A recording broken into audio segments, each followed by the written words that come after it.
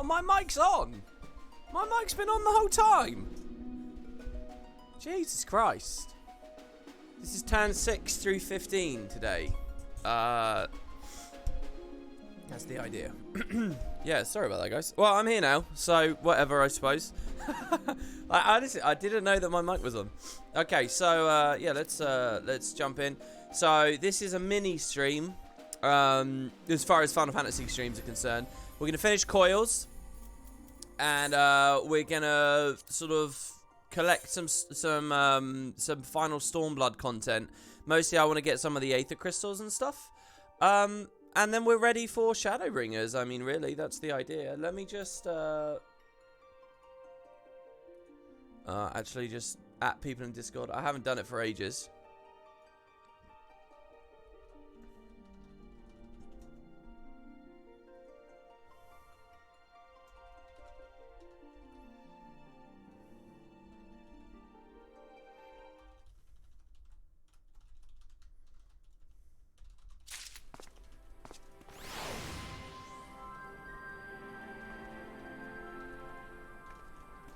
Alright, sorry. I'm just, dropping another message as well.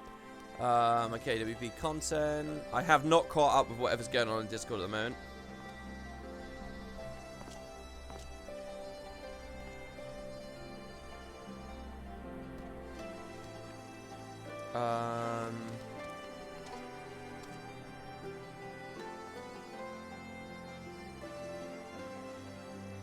What are people saying? WP not looking at items and asking, does this spark joy? Tut tut. Wait, when did I do that?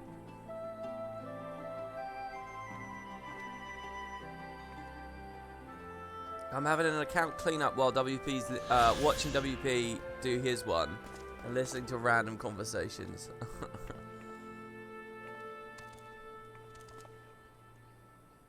Okay. Yeah, I don't know what I'm doing with the Guild Wars stuff. I really don't. It's going to be very, very, very weird as I go forward. If I salvage all of that Ascended stuff, I guess I just need to commit to it, and then once I'm in that position, I'll just go for it, you know, and just blow my way through everything and just see how things end up. Any chance of starting Shadowbringers today, or is that only going to be Coils and Prep? I might do the first quest. We'll see. We'll see. Because there's really not much to play now, right before we get to the end. Mostly, if you guys watched my most recent YouTube video, you saw that I finished all the quests for Aetherites and stuff here. So right before I jump into the Coils here, I kind of want to grab these. So here's my kind of question to you guys. Does anyone want to do Coils with me? I mean, I'll do the Duty Finder if I have to. We're not doing it min-eye level, which means basically we're going to miss out on the full experience of some of these fights. But we're going to do it synced, no echo, which will be quite easy. But it's going to get through the story, and that's really what I want to do. Twintania was fun, but I don't have time. I can't push Shadowbringers back even further, alright? Because I don't have time for that anymore. If I could, perfect world, I would put Shadowbringers on, like, Thursday, and I'd spend these next couple of days doing Coils properly. But at the same time, I also want to go back and do it all perfectly. We can have, like, one group that progs through everything. Might be quite interesting. Well, not one group, but you get what I mean. Like, if every single stream is progression stuff, then you develop something of a natural rotating core, wouldn't you? So yeah. Anyway, so if you guys want to play with me, please do. So just log in and shoot me a whisper. I'll have chat on, and anyone who speaks in the link shell or anything like that. You can come play, and this won't be hard, I promise, because we're not going to be doing it min-eye level. We're just going to be doing it synced, no echo, so it should just be like reasonably normal feeling.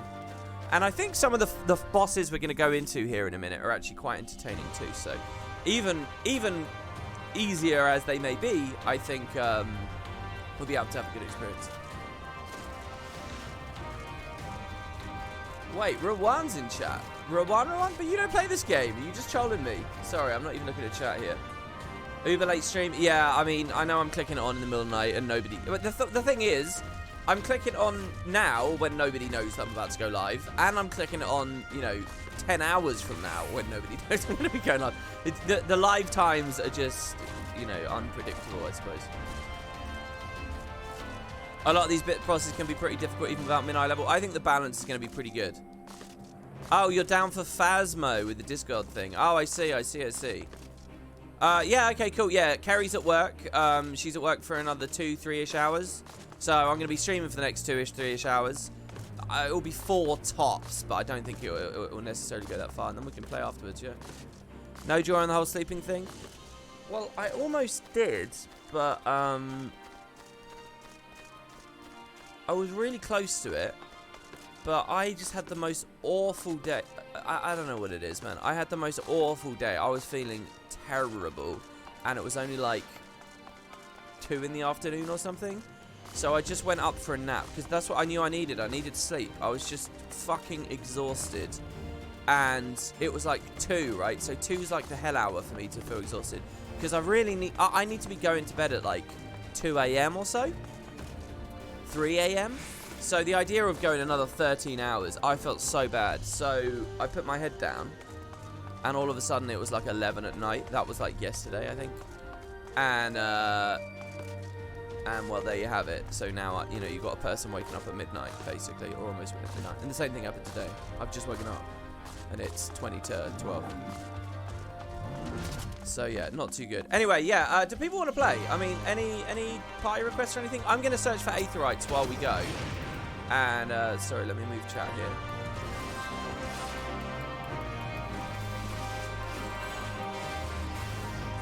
And hopefully we can get a group. If by the time I've got these Aetherites, it doesn't look like we're going to get a party in, what I will do is, I'll just start using Duty Finder. Invite us from the link shell. Yeah, okay, good point. I'll ask in the link shell. Let's see. Crossword link shell. Crossword link shell. Communication.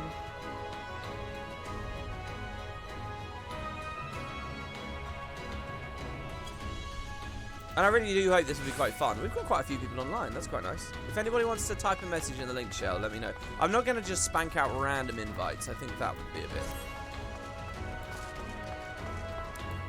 rude, maybe. People might not, you know, suddenly want to do that. Okay, where's this one? 197 east. So through this doorway. So on the video I did yesterday, you can actually see one of the Aetherites is on the doorway, and it took me ages to figure out how to get it. And I really liked it, actually. It was one of the most fun Aetherites I've gone for. Look, they're doing a similar thing here as well. I like the Aetherites on this map. I think they're quite cool. But how do we get up there? Across this bridge, presumably. Which means we want to be up there, presumably. Which means we probably got to go... we got to snake all the way along this thing, right? The Firkins, and then all the way along. And then across the bridge. That makes sense to me. So back through the door. And we'll go over that thing. Okay, so we got one person. Am I planning to finish Shadowbringers before Endwalker, or you're not rushing it? I'm not planning to finish Shadowbringers before Endwalker. I'm not rushing it. I don't see why I should rush it. Rushing is the easiest way to kill my enthusiasm for the game, basically. That's what I learned through A Realm Reborn. I feel like I'm like missing out on value and detail and fun stuff. I don't like rushing it. And to what end? Why would I want to rush to the Endwalker launch? What is it I'm rushing for? To do streams right as it comes out? But the thing is, people are going to want to play it themselves. They're not going to want to go to some stream that will potentially spoil it or whatever. So I think most people would rather beat the expansion on their own. So which way is it? Through this cave? This cave looks quite weird. Let's see if there's another Aetherite in here. Most people would rather... southeast, it says 401 south. This is a weird place. Dark Clay Beast. And a wild boss over there, Mains. Strange. And then they'd like to go to a stream afterwards and experience the story a second time, but, you know, with someone else, so to speak. So I think actually not rushing is fine, because that means I'll just get there naturally at the right moment when people want to relive the experience, you know? So... yeah, I'm not rushing. In fact, my default is not to rush. I don't know, the default assumption seems to be that I should rush, but I'm not quite sure where that comes from or why. So there's another road up there. I wonder if there's an aetheryte up there. It kind of seemed like that previous time I clicked the compass, there might be one. We got someone else?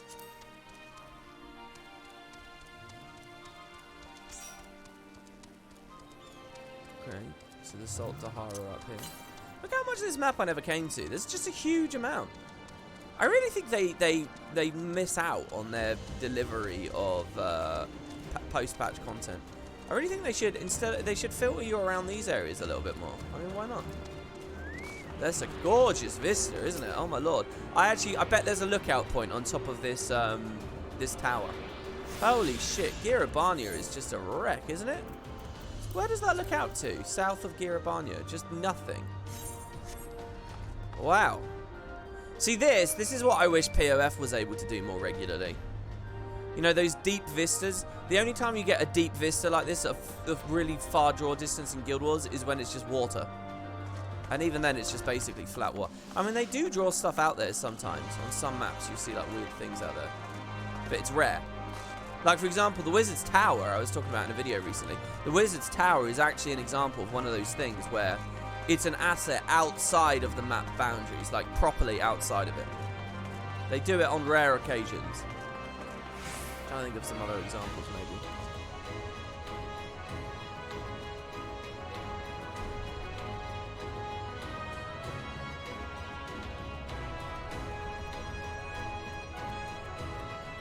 Sorry, climbing the tower here. You're looking a bit towards the continent of Ilsabard from Alamigo's northern borders. What, when I look off the south, that's the northern border, is it? Oh, sorry, no, I must have missed a message. Did I miss a message? You like to play on launch to see the spoiler conversations from Reddit? Yeah, I get that you got... here it is. Yeah, I knew that was going to be one. I thought it'd be looking south, though, not back up to the palace. How cool is that? I get that everyone wants to play it first, but me as a streamer, I don't think I need to rush.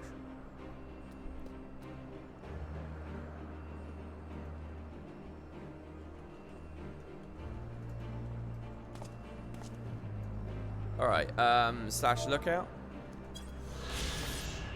Sightseeing entry. Guys, if I miss you in game...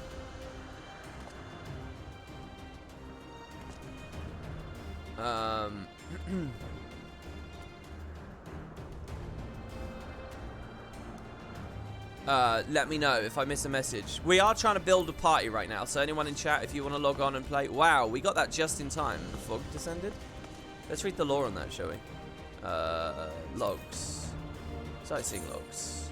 It's probably like page 5 or something, isn't it? Schism? No. Here you go. Sothwatch. That's weird because the lore describes where you stand, not where you look, but hey. A watchtower erected to guard against invaders that may emerge from the cloudy expanses to the south. In the event of a threat, a flaming arrow is loosed from the top to alert those in the city.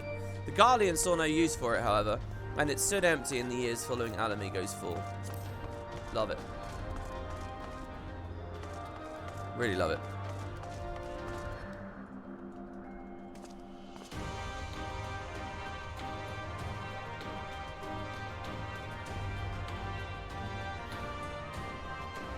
Okay. So...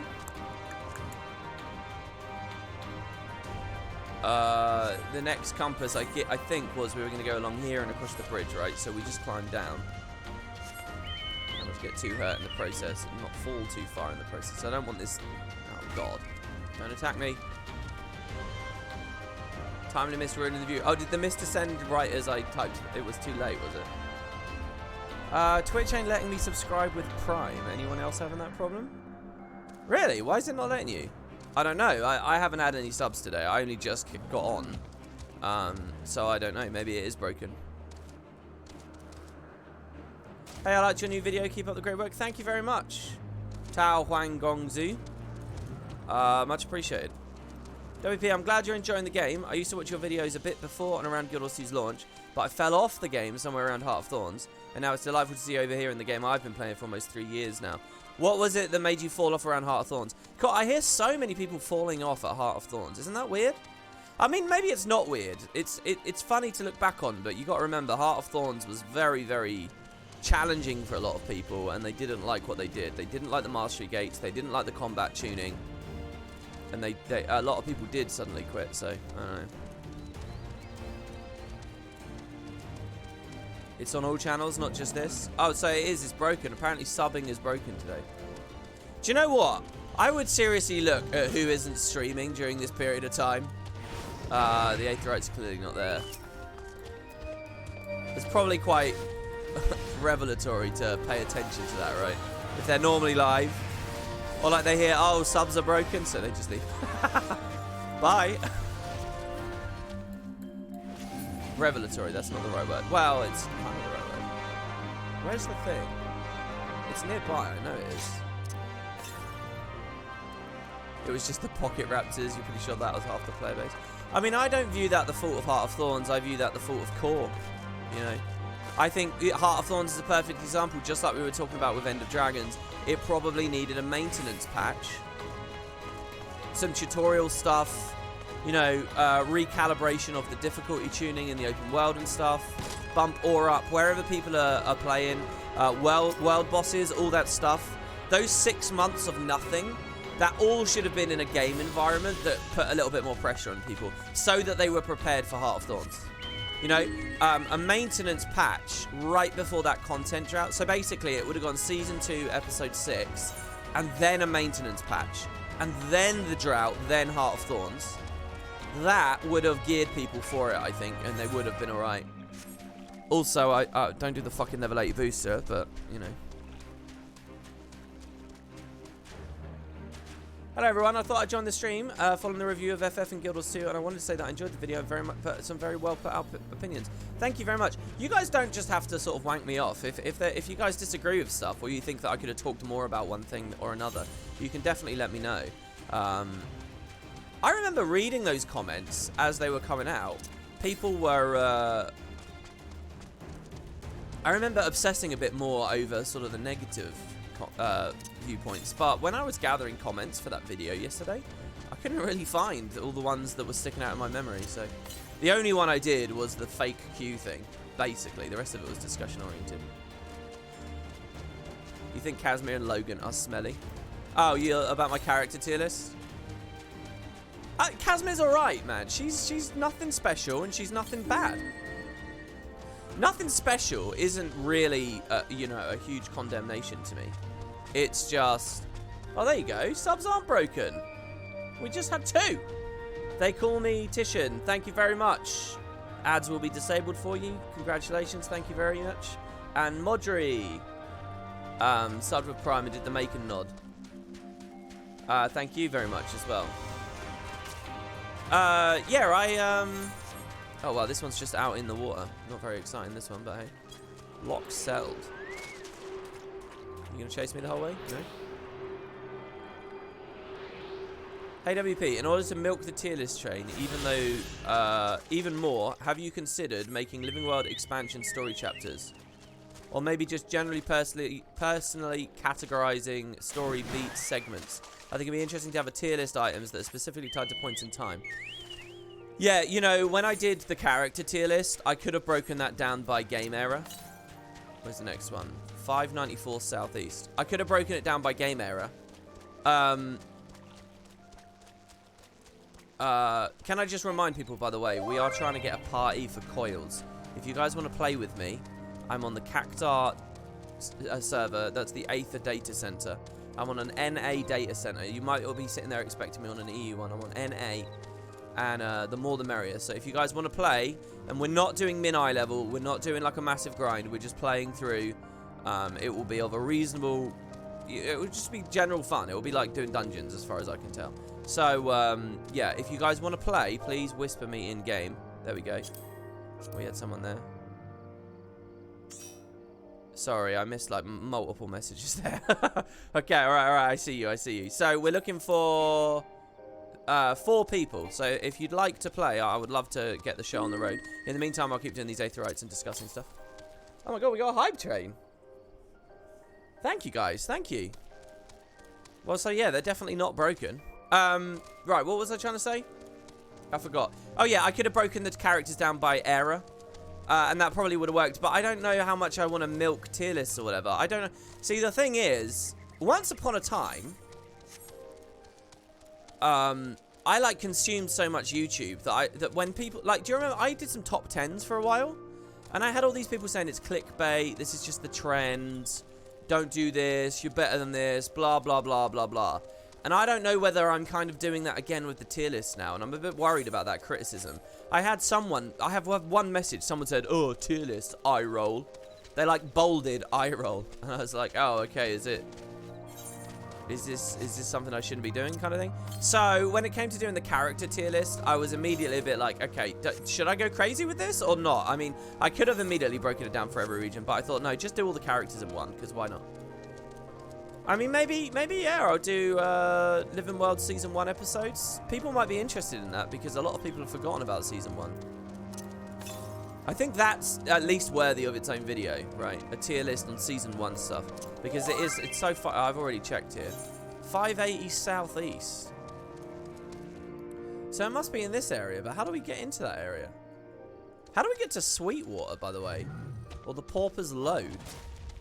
Sweetwater, for what it's worth. I love this name here. My favorite Might and Magic game is 6.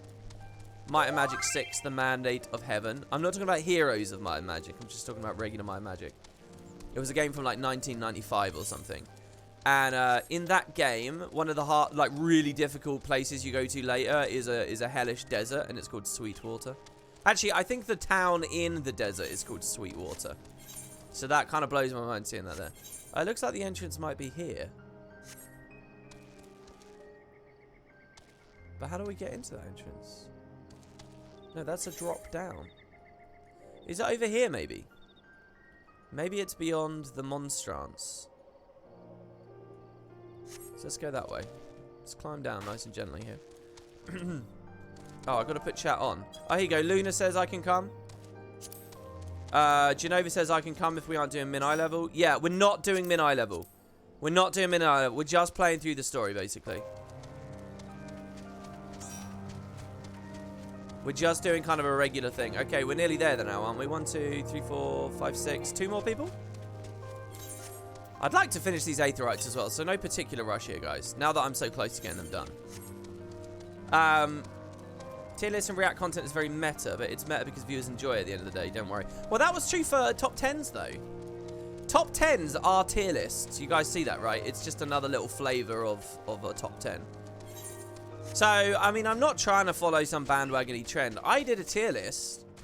Why did I do that first tier list? Oh, because people mentioned the idea of a tier list in Discord. And I thought, oh, that's a cool idea. I guess they're doing it because they've seen their favorite YouTubers and streamers and stuff do it. But I didn't quite get that, you know. Anyway, so yeah.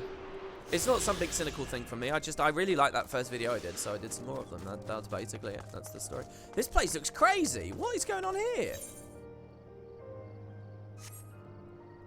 Oh my lord. And what's this long, narrow road here? This map was huge. I can't believe how little the story has you explore it. Northeast it says though, so it doesn't want me coming here. I want to come down here though. What is over here? You played Season 1 and you grew to respect Destiny's Edge 2.0, but without the ability to replay the season anymore, characters became very confusing over the years. But I still like original Destiny's Edge and I remember each one. Even Zodger, the point is the gap in the middle of the story sucks so much for you. Yeah, I mean, I don't know what to say. It sucks. It sucks that Season 1 isn't there, and it sucks that you have to buy all the middle story steps. I mean, it's a game that prides itself on telling story and having, you know, its narrative be the main thing. I mean, it really does. That's like the big thing that they care about. It's not World versus World. It's not PvP. It's not raiding. It's not dungeons. It's that. And there's gaps. And there's all these amazing, like, holes to jump through. It's hoops to jump through. So I think that's a fundamental problem over on that side of the aisle. Just very, very fundamental. I don't know. I hope that they assess it one day. I really do. You log in every 2 weeks or so and then, yeah, and pair that with the fact that it's a non-progression game. So people log in, don't know what to do, and log out. So they got no progression, and they have no story connection. If they don't have that story connection, you're fucked. You want to know why you can make such incredible content and such high-quality stuff consistently. Everywhere you do is the best in the industry, and yet not be the best in the industry. You want to know why that's happening? It's what I just illustrated. That's it. That's the story. I mean, thanks for the sub, Tulip. It's good to see you. I did just see you drop a message in Discord. You decided you can't survive without the nano. What are they called?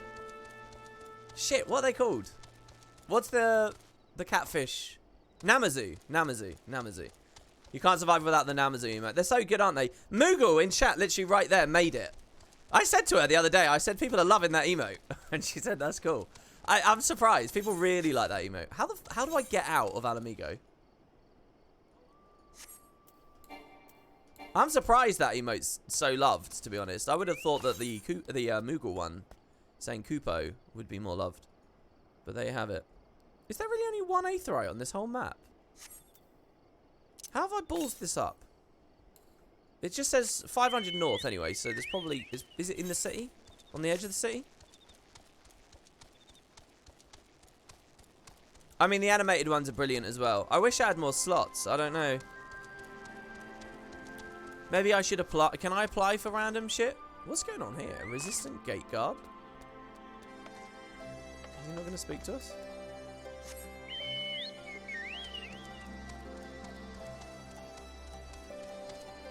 Right. Let's climb up here. Hold control on the map to make Aetherites appear all other icons. Yeah, someone told me that the other day and I forgot the specific button. So I've been like faffing about. Yeah, Make and Nod is also really good. All these subs can be yours and more, guys. Make and Nod is good, but when Make and looks different, I don't know what we're going to do. Now, I do have a message on Discord at the moment. One of the people who submitted a Hrothgar, if you guys to the Spud Discord and you look in the Final Fantasy channel, I think it's either the Final Fantasy channel or it's the Content Help channel, you'll see someone submitted a Hrothgar that looks like Macon. And I haven't responded to them yet. I only very briefly looked at it and I thought to myself, well, I'll get to that later. Maybe I just have to speak to the NPC. That's all it's going to be, isn't it? I'm an idiot. But here's the thing.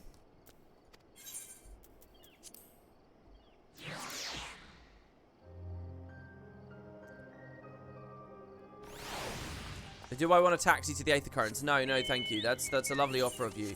I don't know whether I want to... I don't know whether I really want to look like Macon again. I don't think Macon looks great. I wanted to look more like... The reason I wanted to be a Hrothgar was because I wanted to look a bit like a Ronso. Not just copy the current appearance. Like, why are we changing if we're looking just like Macon again? Do you go? I mean, that was kind of what flashed through my mind. So I don't know, but we'll see. Could easily make the lore spinning not spin. Yeah, but I like that one. I don't know.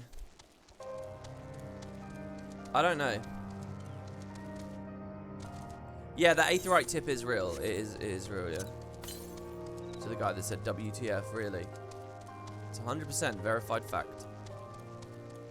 Okay, so what do we got? We've got 6 people. We're still looking for 2 more. 2 people want to come for Coils? I mean, I'll put us in the party finder at this point. We'll take 2 random players.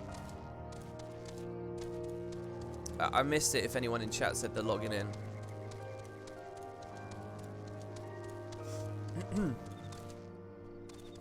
Let's see here. This has to be like one of the last ones. Southeast. So it's up there. Obviously it's up there. Unless it's between these pillars or something, hiding. Which would be a very sneaky thing to do. Because obviously anyone's impression is that it's going to be high up. Alright, so we just got to climb. It's just up, oh, excuse me, I'm sorry everyone. It's just up these steps, isn't it?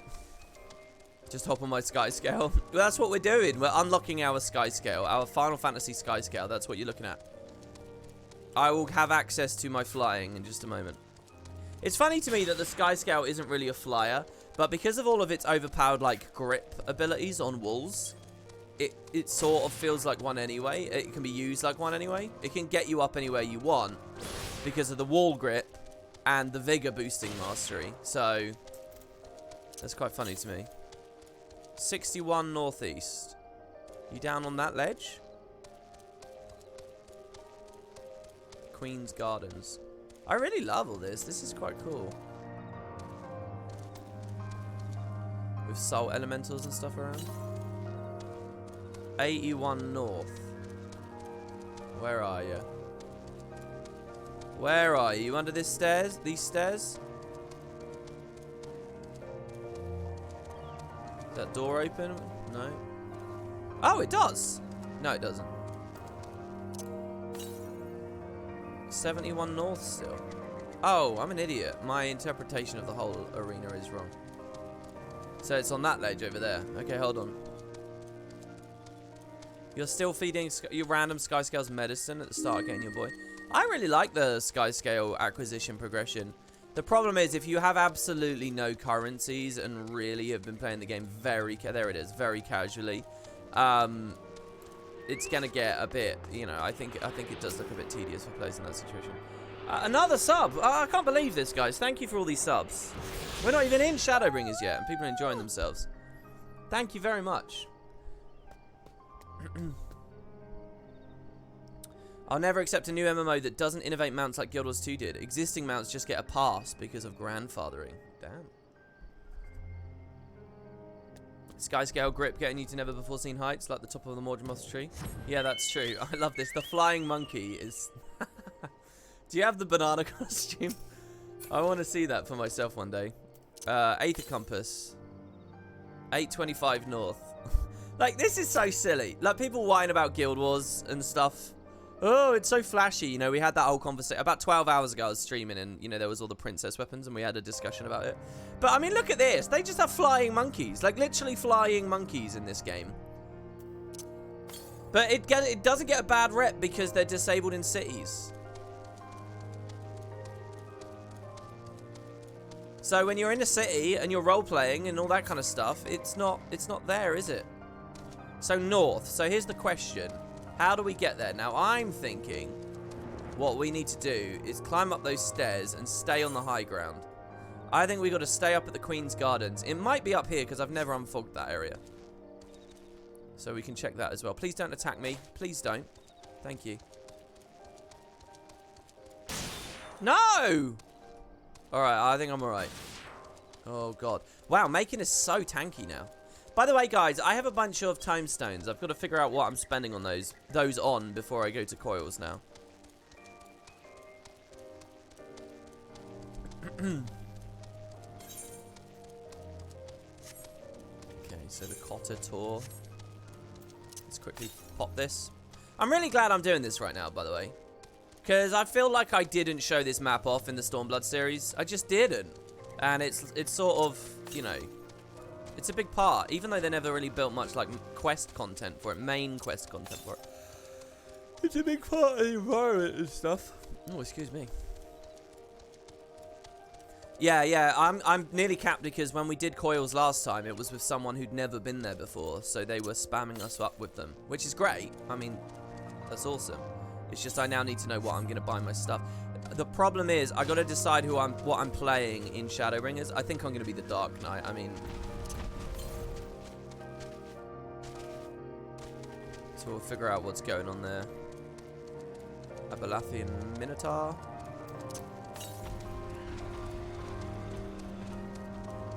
I think one thing that does quite work about this game's open world is the enemy variety. Oh, are you serious? Invulnerable, leashing. How far did he chase me? You love the mounts, but the lack of variety gets to you after a while. The thing is, there's not a lack of variety. It's just you have to go to the gem store for all of it. You've got a chocobo mount. You've got a, you know, like a hummingbird. That's the word for like the skimmer. The new skimmer looks like a mech thing. I mean, there's a lot of variety. There's loads of variety.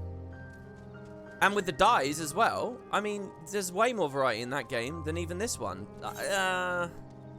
I don't know. We all know that's not a real... It's not really right to say that, is it? This game has music, and I think that they're more distinct. They all move in the same way, but they all have sort of slightly more distinct appearances. Even when you're on the hummingbird, you can kind of tell it's still just a skimmer.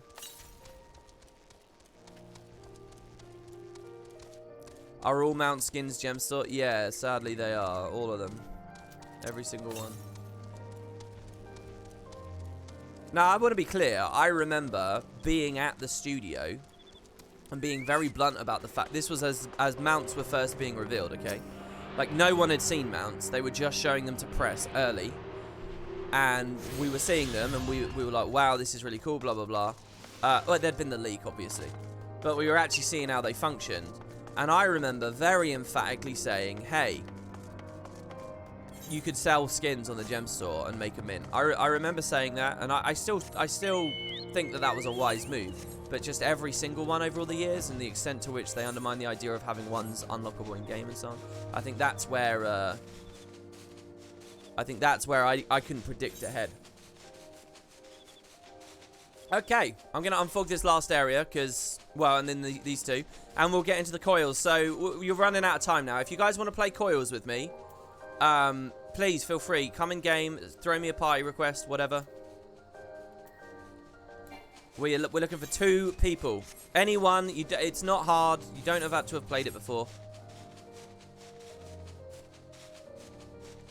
Right, so what have we unfogged here? There's some kind of, like, plateau. This is a cave system. It's really cool. It appears in yesterday's video. Or today's video, I suppose, in technically still is. But what about this area? Is this an exit to the cave? What's this area for? This is wild. There's a tomb. Is there something hidden here?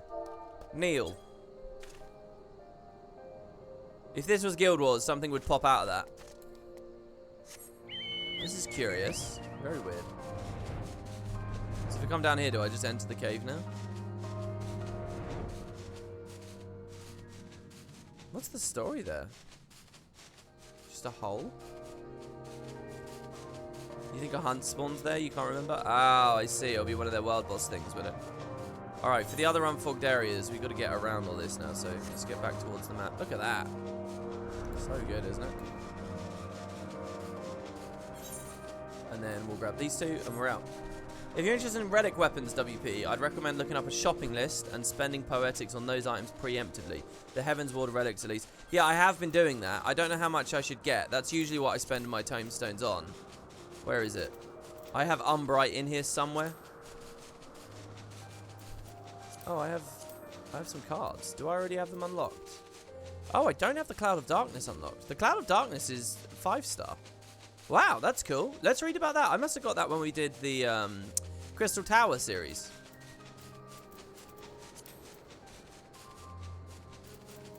Umbrite, there's only 12 there, though. I think I have more than that. It must be in my Chocobo.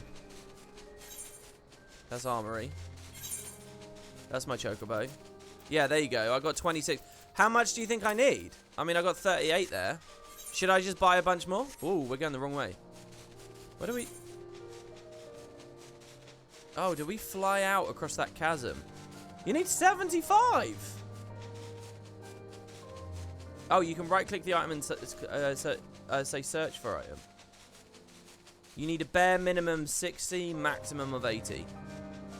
Oh, okay. Well, that answers my question then. I'll just spend my tomestones on Umbrite then.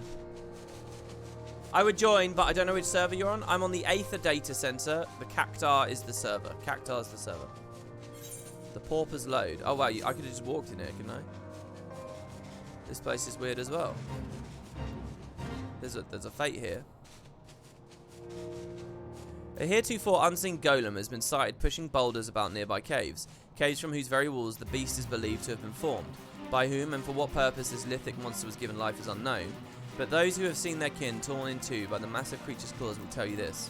Sisyphus must die. I'll tell you what, guys. I went out on a nice good long walk yesterday. And I feel good today. Like happier. Like actual, like physiological. I just literally just feel good. Oh, I've definitely been since starting, I'm not even joking, since starting the Stormblood streams and all those hours, I definitely have become too sedentary. Because I've been walking a lot this year, and then it just kind of all stopped in October. It actually stopped a little bit before that. And I feel good. Right now, I'm suddenly realizing, oh, I'm so glad I did that. I'll get out again tomorrow. Ezel wants an invite in the Crossworld Link shell. Oh, sweet. So yeah, we're looking for 2 DPS. Alright, what is it? Is this going to be like the other area? No, there's a point of interest there. What is Sweetwater? Oh, I'm quite excited about this. This is like in 15, when you get the airship regalia, and you can fly to that weird area near the volcano. Mapping the round, the locks. Achievement unlocked. Oh, I do like me some achievements, guys. I think I'm going to become a Final Fantasy achievement hunter. Well, I'm apparently over the gameplay space right now, which means it is a tunnel. Maybe the entrance is here.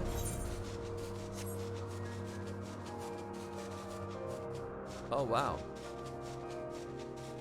Oh, this is bizarre. Oh, wow. What on earth? This is like Guild Wars 1 in the deep. We're entering the nightmare section of the deep. What the fuck? What's down here? Oh, is the idea I swim out and surface in here? Is that the idea?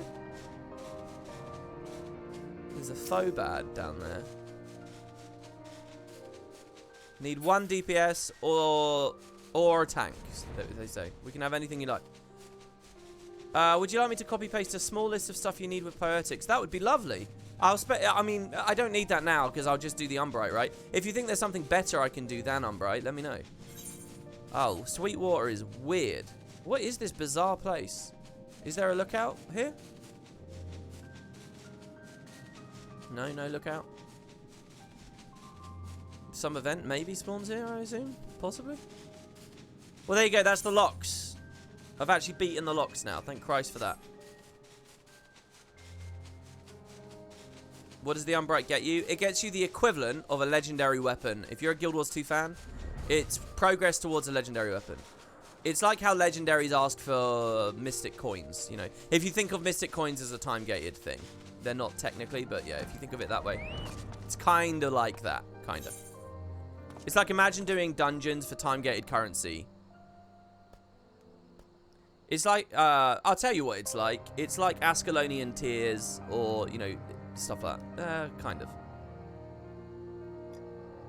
It's like if resonating slivers were used in legendary crafting and they couldn't be traded on the TP. Does that make sense? Even then, it's not identically similar, but hey. Alright, I'm going to go to Ul'dah! And, oh god, my throat did something weird there. And I'm going to buy, some Umbrite. And then we'll get into the Coils. The Dark Knight Heavensward relic is so iconic. Have you seen it, WP? No, I haven't. First time viewer from James Day. Hey, James Day. Hey, WP. Sorry late to the party. Have you done any Shadowbringers yet? Followed you from early Guild Wars 1 days. I'm buzzing to hear your reactions to Shadowbringer. It genuinely is a huge step up. No, I haven't. I'm starting it. I might, as I said earlier, I might do like the first quest or so tonight. But it depends how Coils goes. In all reality, the big stream starts tomorrow. The project starts tomorrow. This is like the last little bit at the end of the road. Unidentifiable bone, shell, or... And then it's all story streams all the way. Unidentifiable bone, shell, ore, and seeds. Up to 10 each. 150 poetics. These are the first things you need. Ah, okay. Well, hold on. So... Oh, but the problem is my inventory's a... I'm gonna do Umbrite now. Can we hold that thought? Because, shit, I can't remember. That's materia. Whoops. Gatherer? No, that's gatherer gear. Crafter? That's craft. Wait, am I at the wrong NPC? No. Oh, did we get another request?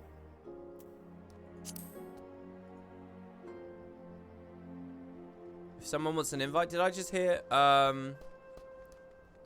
I just hear a notification? No, I don't think I did.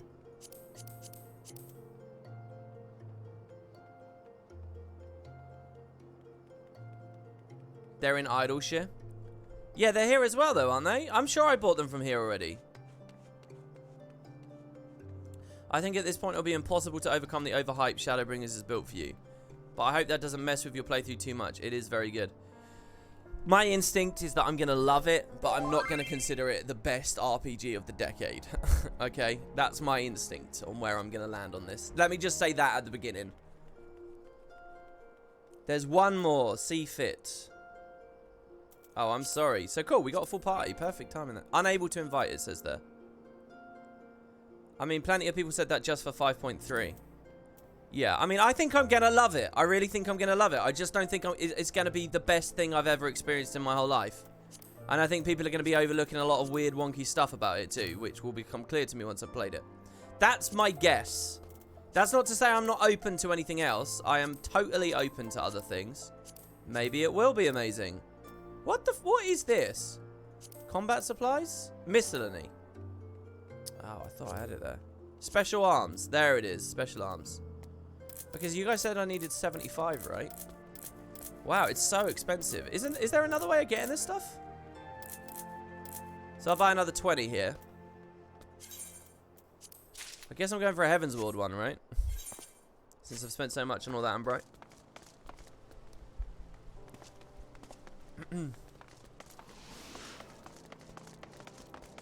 You heard it. WP will but say Shadowbringers is the best RPG in the universe.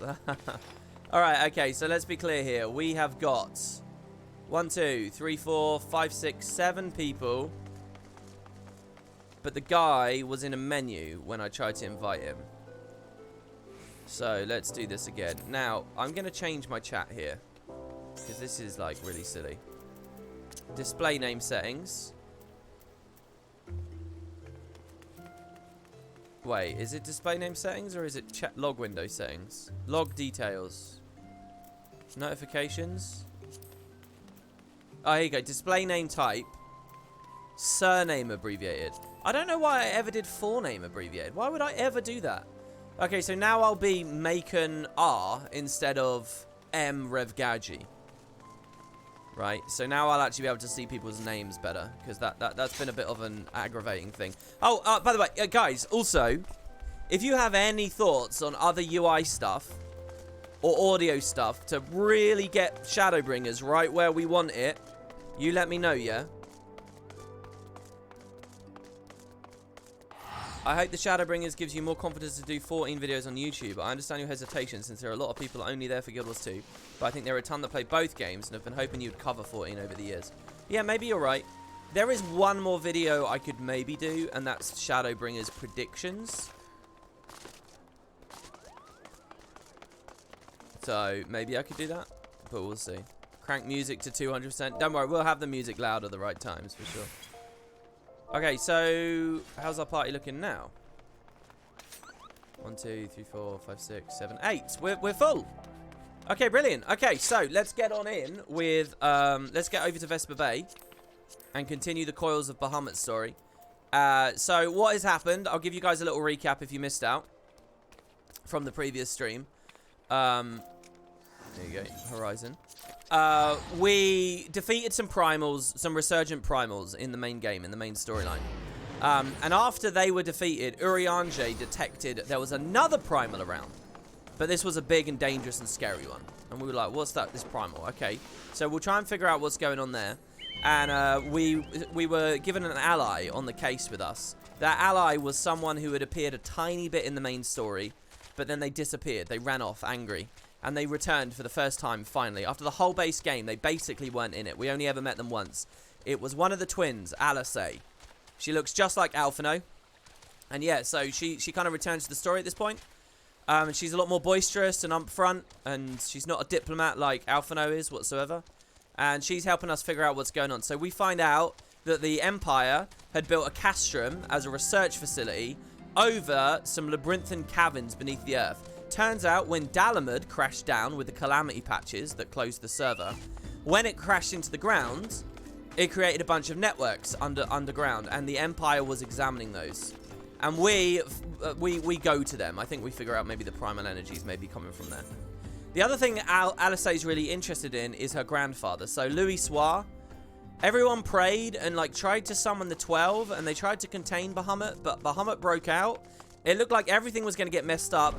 And then somehow, Louis Soir teleported some people to the future and restored the land. And Bahamut was gone. And it's like, how did all of that happen? What actually was going on there?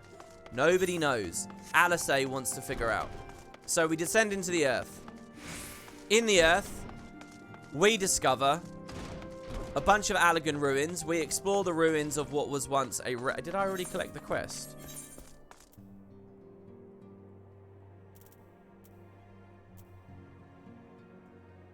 I don't think I did. I don't know. Where's Urianger? He should be standing here, shouldn't he? Oh, it's because I need to put New Game Plus on again. Right? That's what it is. So, we go in there and we travel through not just the satellite itself, but an old Allegan airship called the Ragnarok. It's crashed down there. We fight a bunch of monsters. Ultimately, we realize that Bahamut is still alive down there. It's broken into a bunch of pieces, but the Allegan technology is sustaining it. And Bahamut is there. It didn't, like, despawn into Aether. It's there. So, it's like, oh, what? You know, you might have had the theory that all the Aether within Bahamut is what restored the land. But it can't be that, because Bahamut's still there. So how is Bahamut still there? We just don't know. And we're scared, obviously, because it's repowering. Finally, we've seen two mysterious characters in the depths. One of them looks just like Louis Soir. The other one is dressed in Garlean attire, and we don't know who they are either. And they're off in the distance. And it's like, what the fuck? Why are these things around? Is Alisaie's granddad alive underground? Will we defeat Bahamut? Tune in next time. Welcome. Okay, it's next time now. I'm pleased to see you again, Macon. I've already shared the fruits of our expedition with Urianger. Let us ponder together their implications. So what do you think, dude? You may view the opening cutscene for the Binding Coil of Bahamut before accepting this quest. Yes. I don't know what this will be. The scars left by the calamity. Alright, okay, we've seen all this. This is the story that I just described to you all. Full glad am I for thy safe return. Lady Alisaie has apprised me of your many experiences, as thou wilt doubtless be aware. Master Louis Soir was my lady's grandsire. Gravely concerned was I for her safety, but 'twould seem that I need not have been so. With all my heart I do thank thee for watching over her. But come, thou must speak with Mistress Alisaie upon that which transpired within the Binding Coil. May it serve to bring us closer to the truth of the calamity. Okay, so what do you think, Alisaie? Yeah, as far as G-Shade's concerned, I don't know. Do I really need it? I'm getting a lot of messages of people saying, hey, what shader suite are you running? And then I'll say I'm not even on one. Shall we begin then? Urianger, I understand you have a report of your own to share with us. Aye, my lady. Even as thou didst emerge from the depths, an etheric disturbance beckoning primal activity was observed. In Mordona, it was marked first. By comparison of time and magnitude, we have deduced its origin. It's at Cartano. Strange, there have been no reports of primal activity at Cartano. It could only have been Bahamut. That would certainly explain how we came to be in northern Thanlan. Somehow the cavern took us all the way from Vilbrand to the heart of Oldenard. It would seem so, my lady. It's all but certain then. After Bahamut disappeared 5 years ago, he hid himself deep beneath Cartano, and he's since lain dormant, regenerating. Aye, my lady. Taken together with thine own account of Bahamut's continued presence, the land's slowness to heal and the disorder of the etheric currents do point to one conclusion. Bahamut stirreth. If left unchecked, the primal shall drink of Eorzea's life, forced till he doth waken to rain ruin upon the land. And we say we'll beat him. Rest assured, I don't mean to give up, Macon. Bahamut may still live, but so too does Grandfather. For the past 5 years, he's been keeping vigil over his nemesis. He's making certain that primal doesn't escape. Master Louis Soir doth yet live? I durst not hope. And thou art certain 'twas no mere manifestation of thine all too sorely felt grief? I know how desperate this may sound, Urianger, but I saw him with my own 2 eyes, as did Macon. But he vanished deeper into the labyrinth before we had a chance to speak. 2 more like fragments of Dalamud pierced the earth when Lesser Moon fell. One we've seen, but if we can find the other 2, I'm certain that we'll find Grandfather as well. If you believe, my lady, then I do have faith. If it please you, I shall notice the grand companies of this development. All Eorzea must stand united if we're to avert a repeat of the calamity. That won't be necessary, Urianger. Being the great conciliator that he is, Alphino will seek to unite Eorzea of his own accord. If rumours are true, that endeavour's already well underway. So, let us leave the diplomacy to the diplomat, while we continue our investigation of Bahamut. I swear to you, no matter what it takes, we will find my grandfather and will uncover the truth. of the calamity. Macon, you may have heard me swear to do these things, but without your strength, I couldn't do it. So will you help me out? Yes, I will. Okay. So, so there were 3 chunks of the moon as it fell. I didn't know that detail. 3 chunks of Dalamud. I'd forgotten about that. So that's why this comes in 3 wings. Just to give you guys a little bit of context here as well, because this isn't lost on me, but the context for this is that Final Fantasy XIV players saw their game get blown up by this dragon. The game came back, and you might have assumed, oh, the dragon's going to be the final boss. Bahamut will be the final boss. Like, why wouldn't it be the final boss? But instead, the story's about Ultima Weapon and about the Ascians and all that other stuff. And Bahamut isn't in the story. Only then to turn out it's this. It's the end game raid series thing at the end. So that's like the hype. That's the excitement. It's like, oh, this is how we beat Bahamut. It's with like the serious content at the end. Do you get what I mean? This questline makes you proud to play on Phoenix server. That's quite cool. That's a different data center to me, right? Lonya says, I find the game really washed out without reshade, but that's really down to personal preference. I posted a comparison on Discord a while ago if you want to have a look. Yeah, I kind of get that feel sometimes in Guild Wars as well. A crystal choked abyss lieth beneath Cartano, the unholy cradle of an unheld elder primal. And by thy hand were the trees of great and terrible wrested from those once celestial depths. Yet as often the case, an answer doth breed profusion of questions. Okay, so let's go into the jagged gape beneath the land. My apologies, I trust I've not kept you waiting over long. So she's back. Macon, I've both delighted and reassured to have you at my side once more. I would not waste your time with trivialities. Let us proceed directly in. Initially, it was evidence of a new primal that led us to delve into the cavern beneath the castrum. As you'll recall, what we found was a vast, largely intact fragment of the fallen satellite. Okay, they're just recapping the story, which I've already done. It would seem Dalamud was constructed to gather unto itself the rays of the sun and then channel this radiant bounty into the crystal tower. Okay, this is real lore here. Okay, let's listen to this. I've shared our sundry findings with Rambros. Oh, okay, so the other context is that we're now on the second patch of this storyline. So what this is alternating with is with the Crystal Tower. So if you saw my Crystal Tower stream the other day, Rambros was leading the expedition with the Crystal Tower, and we learned that the Crystal Tower was taking energy from Dalamud. So here's the thing. Rambros has now found out a theory about the Allagan prison. Dalamud, the moon, was constructed to gather unto itself the rays of the sun and then channel that bounty of energy into the tower. The ancients saw great potential in Bahamut's capacity to manipulate energies of otherwise unmanageable magnitude.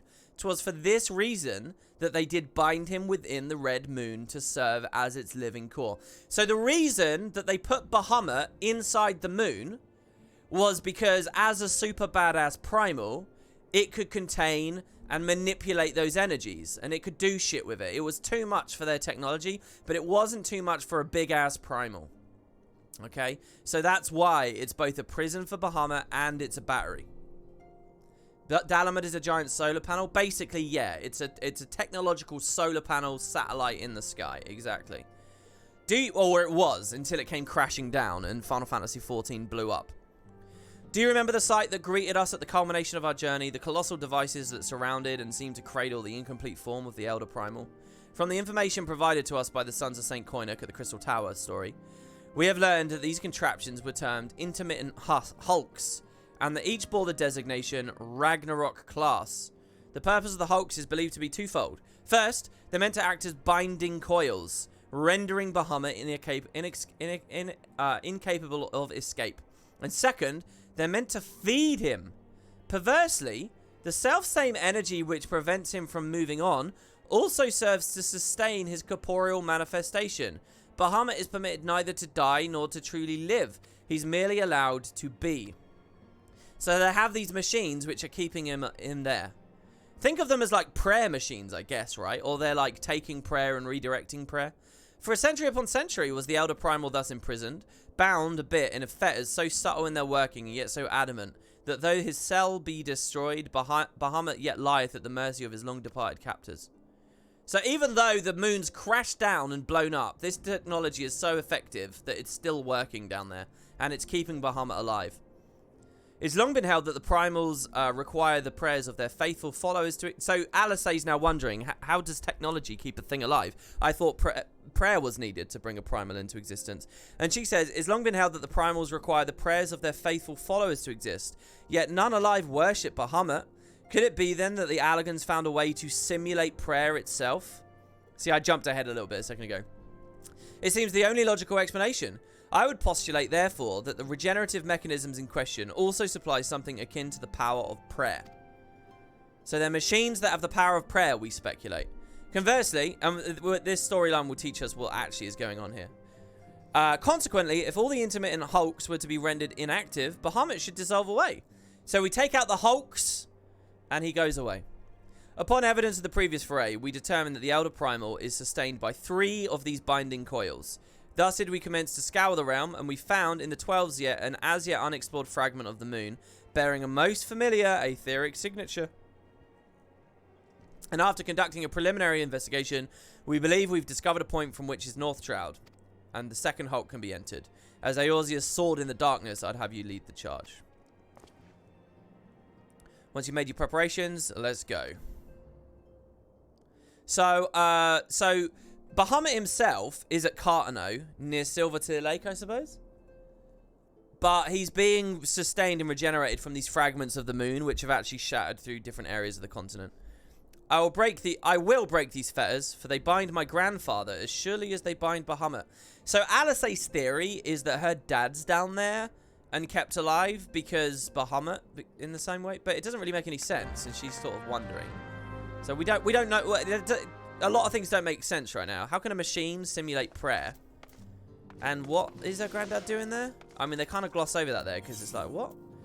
Like, Louis Soir wasn't a primal. Louis Soir was a man. So what's the story? Okay, so there you go. Let's get in. Now we can do the gameplay. Heartlast, do you know when the Shadowbringers stream will start tomorrow, WP? I want to be there on time. Also, doing Ronso Fantasia before you start the quest? No. Ronso will when I first meet a Ronso. That's when I'm doing it. So the question is, when do I do the stream? Look, ideally, I would be finishing this stream in half an hour. And then I'd go to bed, and I would start the next one about 12 hours from now. That's what I would ideally like to do. The truth is that my sleep is just not in that place, so it will probably be somewhere. I don't know when. Just keep an eye on the channel, keep the tab up. That's all I can say. I'm really sorry. I'll do a little YouTube video letting people know, I suppose.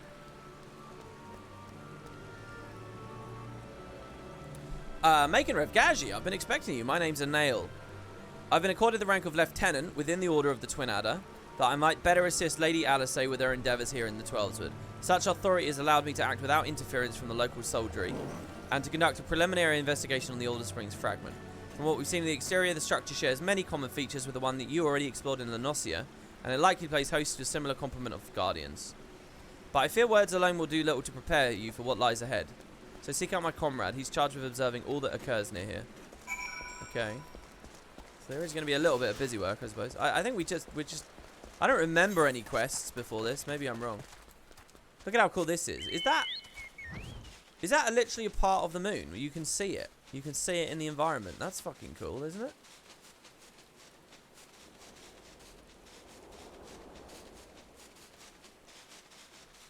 There's a sharp-eyed serpent private. That's from Ore, I think. Hopefully before midnight EU. Yeah, I mean, I really would like it to be before then. Because I want to do a long stream. I want the first stream to be, you know, 6, 7, 8 hours. That's what I would like. So starting around midnight isn't a good idea. I'm happy to start this one at midnight because this is going to be a short stream. What business brings you to this broken land? Unless you fancy being ground to a bloody pulp under the granite fists of a wandering golem, I suggest you bugger... Oh, it's Macon.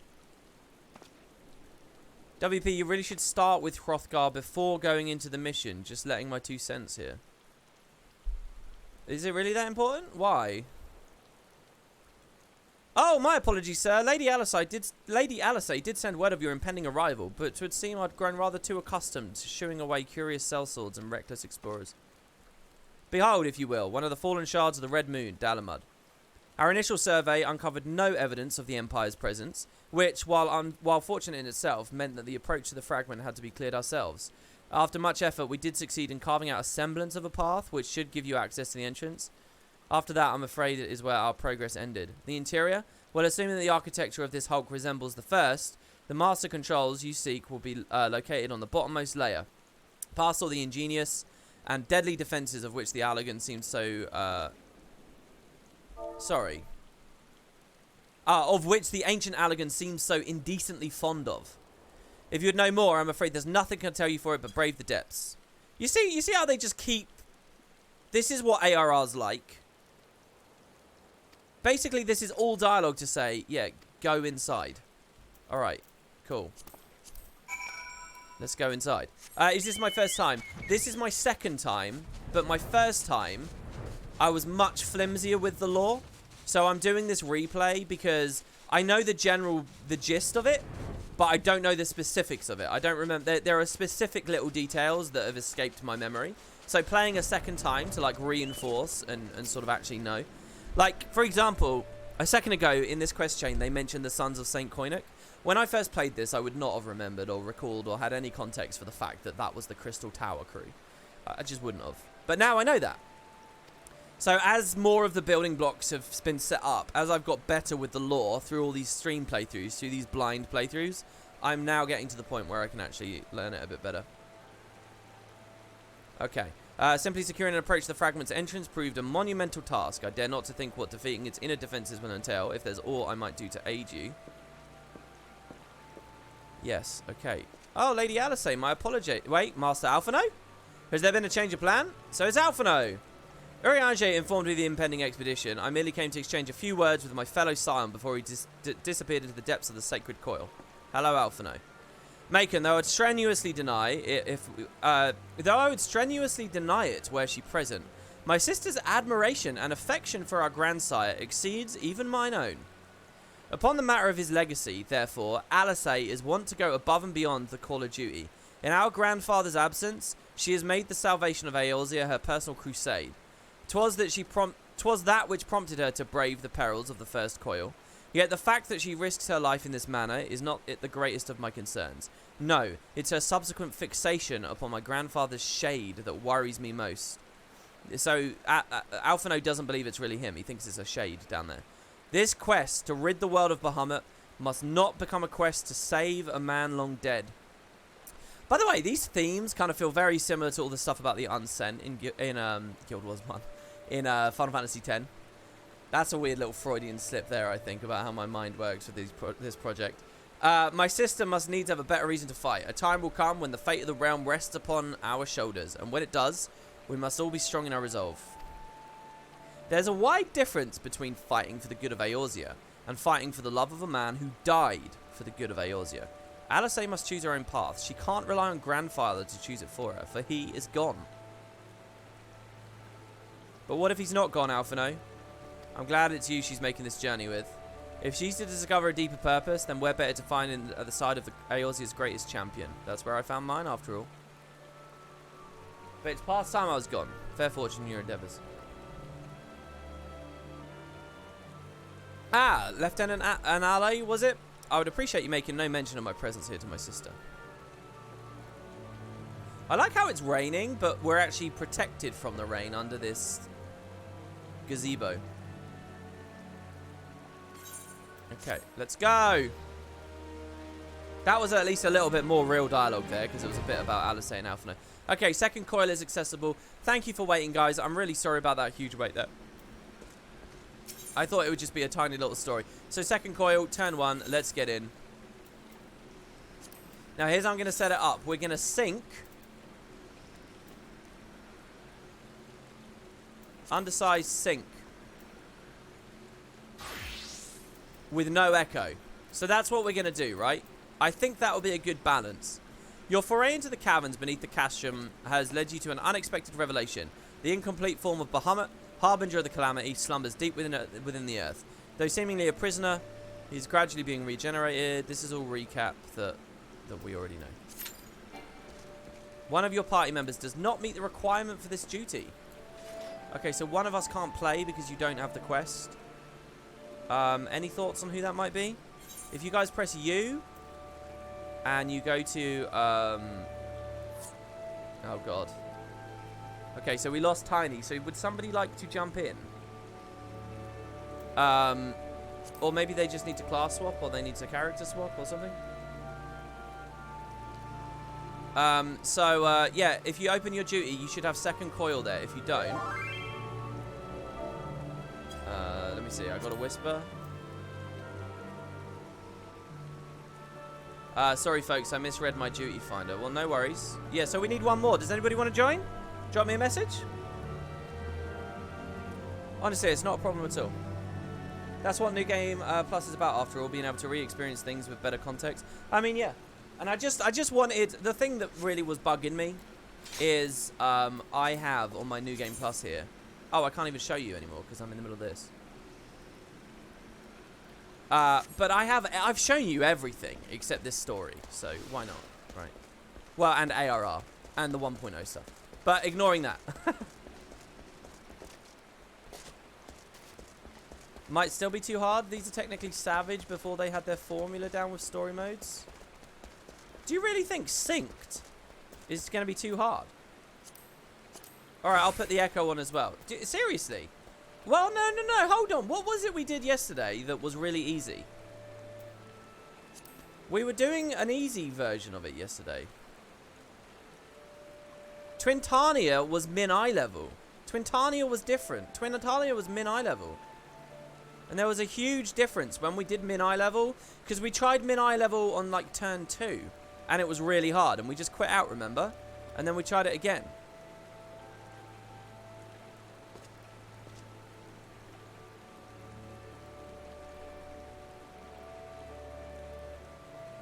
Twintania would have been hard by default. Oh, would it have? Oh, I hate this.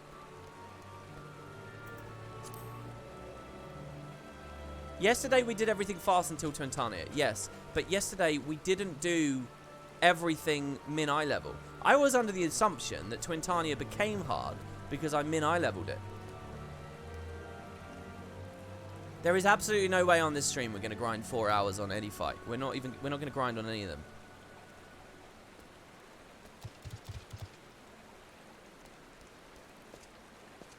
It's just that Twintania is significantly harder. Well, so, I mean, if you guys say that, what we'll do, guys, is we will do turn... Why do you guys call it 9? We were going to do 1, 2, and 3 like this, and then on turn 4, we will, I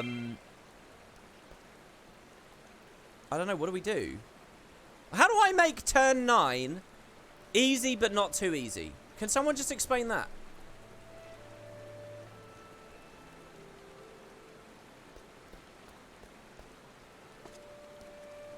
Seven-man it? Unsynced 7-man? That's a good idea.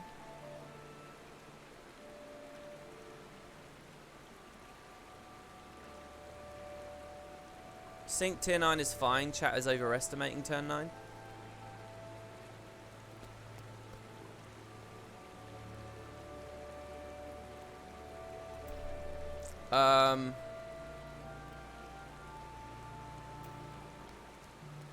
Someone says I can help if you need a fill. So I'm going to invite them.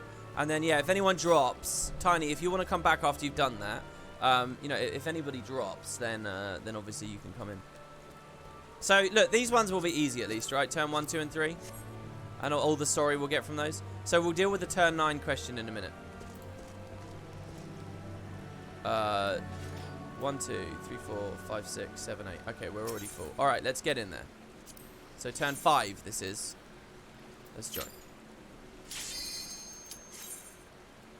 Just synced in that turn 9, it'll be okay. Is turn 9 the one, is that the nail fight? Is that when there's like the rock golems that you've got to keep apart from one another? I did that. Okay, so I actually know that mechanic because I did that unsynced before, and you have to learn that mechanic anyway. So it might not be too bad.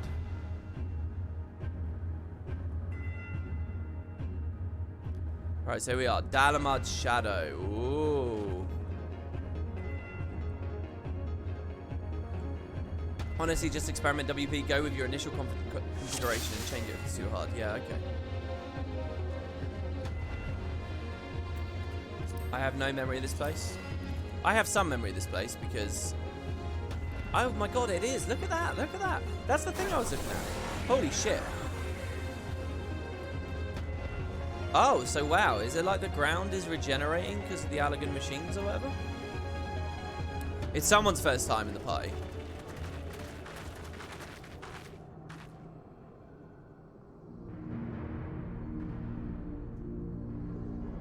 How strange. Why could we not see all of this before? I suppose it's only to be expected that corrupted crystals should accompany a disturbance of this magnitude. After all, the fragment likely pierced the ground to a depth of many hundred yards. This swirling aether leaking from the wound must warp the very air, creating a veil that hides these formations from view. Well, it's not as if we expected this to be a straightforward task. Let's tread carefully, shall we, Macon? It's imperative that we win through to the depths of this structure and disable the mechanism that powers Bahamut's regeneration. Of course, if we should chance to encounter my grandfather upon the way, I shall not let him go again, not while there's hope that he may yet be saved. We look quite cool as a team, by the way, guys. Very regal, very royal. I mean, look at our party. But mayhap we should put such thoughts from our minds until after we've successfully gained entrance to the place. That opening up ahead appears to be a suitable point of ingress. Look at this. Except the frog. But these guys on the left, they all look... You know, it'd be quite funny to, like, do role-play parties that all, like, dress similar or some shit. That would probably be quite fun in this game to do that, you know. The frog does not match the aesthetic. Oh, sorry, I need to turn on my thing. I also need to turn up the game since I'm not really listening. Oh my god, see, these things are getting annihilated. Maybe I should have turned Echo off. Next turn I'll turn Echo off. I think these 3 opening turns are going to be really basic and easy. So I should get rid of that. All I want to do, guys, is I want to experience the mechanics in the fight, but not to like not be agonized by it. It's funny because I do compliment Final Fantasy for being able to have a lot of options for getting in, but it seems to be missing the perfect middle ground, you know.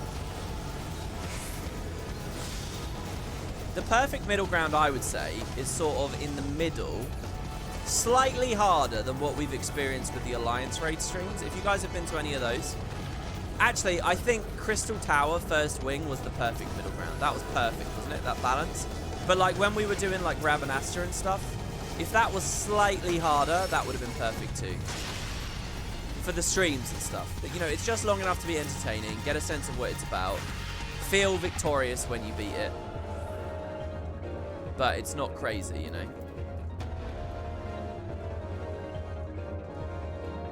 Maybe the squish will help, who knows? Yeah, maybe actually.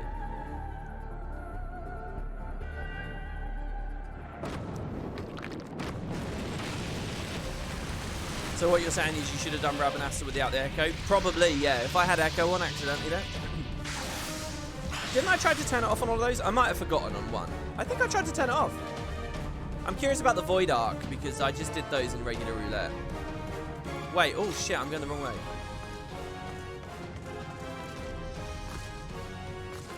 The last one had Echo. I'm sorry.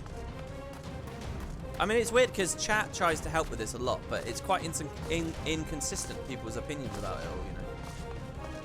We can turn it off manually, you know. Oh yeah, right-click your Echo. You can get rid of it. Yeah. If you guys want to right-click your Echo, we'll see. Okay, the Rafflesia is actually the name of a boss that's about to come up in the Final Fantasy XII series.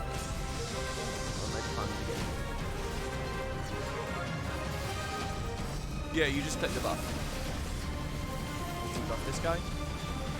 What is this? Physical vulnerability up. Scar's edge is sealed. What's that ad? There's some kind of ad over there. Should we kill it? Kill the dark matter bulbs?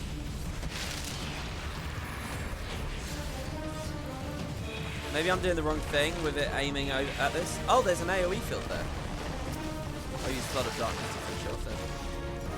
Okay, it turned around. It's spitting. Maybe don't stand in front of that. Oh, don't stand closer? What am I failing here, mechanic-wise? Oh my god, he fucking hurts. Shadow Wall? I've kind of overlapped Rampart and Shadow Wall here. Might be really, really bad idea. Light if okay. Holy shit, that was a raid wide. That was a lot of damage on everyone. We're trying to heal up. Should we get the dark matter bulbs again?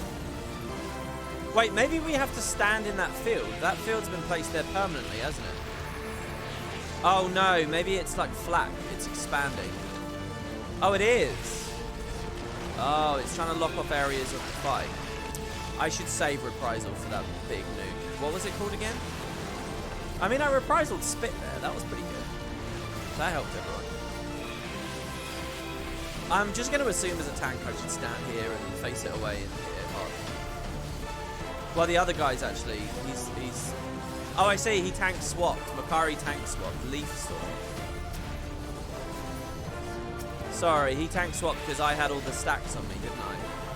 Oh, maybe we're not failing a mechanic. Maybe the idea is just...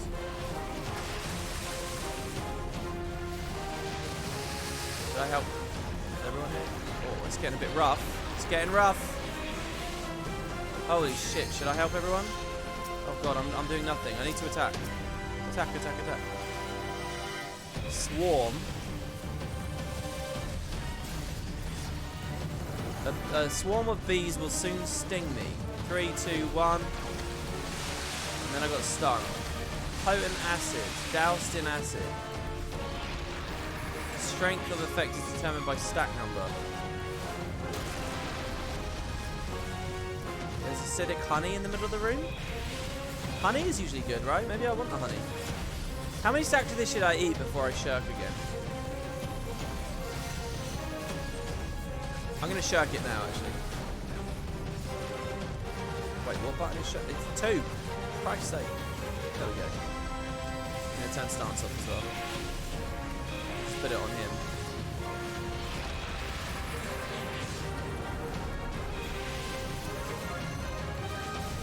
Alright, nice. We're let's playing. We're let's playing. Limit breaking. Let's playing. Why did I say that? My brain is breaking, guys. You're watching a deterioration occurring. Tuber brain. What is that? That's so weird to me. LB or L I think it's because P and B. I don't know. I don't know. Alright.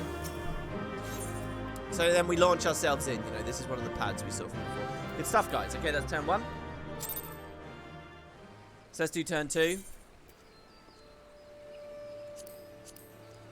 After battling your way through to the base of the colossal fragment, your party enters the structure through an opening in its outer shell. The sight that greets you is of an endless progression of azure-lit passages within which can be glimpsed the grotesque silhouettes of chimerical monstrosities.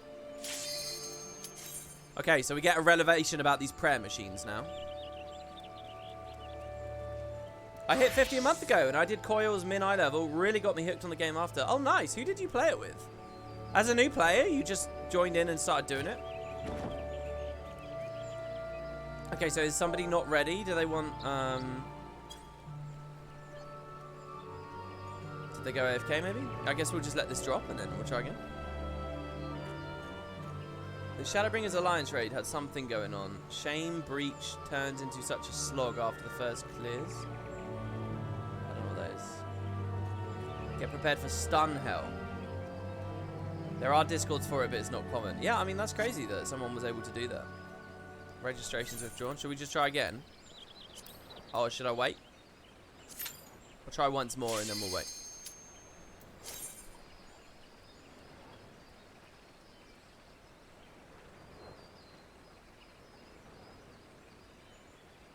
And Realm Reborn content, Vuln stacks aren't necessarily indicating that you failed a mechanic like they are now. A lot of the mechanics will just give you stacks, usually as a tank swap mechanic. Okay. That makes sense.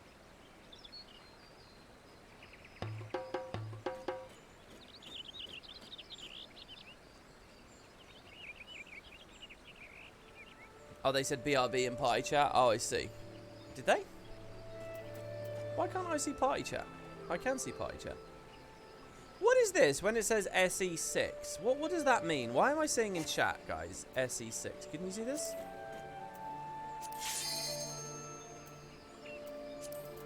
Sound effect 6? Oh, they're just trying to play a sound effect for people. Oh, okay. So my macro for Living Dead isn't broken then.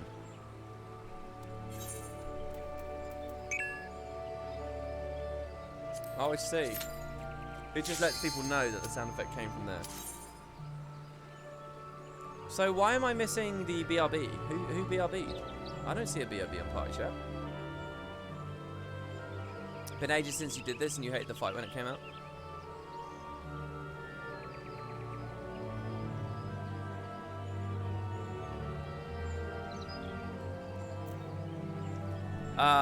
Hello, Incredible Lum. Great Final Fantasy 14 and Guild Wars 2 comparison video yesterday. You enjoyed it more than the first one. Really? Dude. That video was literally just get up and talk. That's such an easier thing to produce than the original review. Ah, we're in. Nice. Okay, full party. See what we got. Oh, I remember this one. This one's crazy. This is like a wild labyrinth, I'll tell you that. I'm going to turn off the echo straight away here, guys.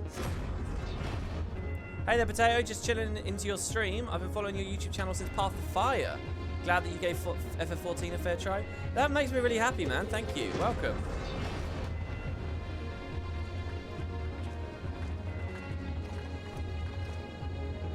Were you a Final Fantasy 14 player before POF or what? YouTube is about opinion validation, not original content. That armor. No, it couldn't be. Be on your guard, Macon, though it defies all reason that he should live. I know of only one who wears such armor.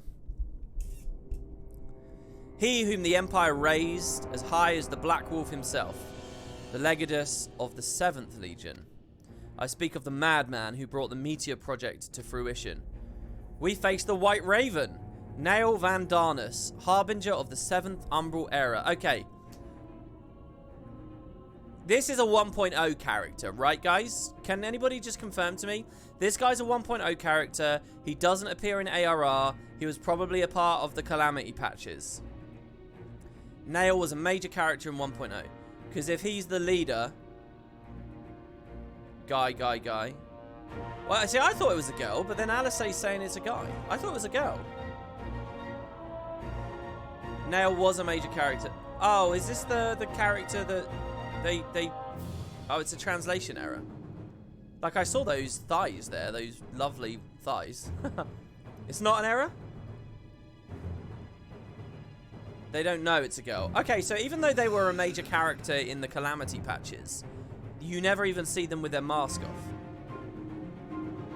It's a girl pretending to be a guy. Thighs. I do like me some thighs, I've got to say. It's technically a translation error. They just rolled with it. Right, okay, so anyway, the point is, it's 1.0. I doubt many of you guys can explain it to me very well. But I guess then... Was this the final boss of 1.0? Can I ask that? Was this the final boss?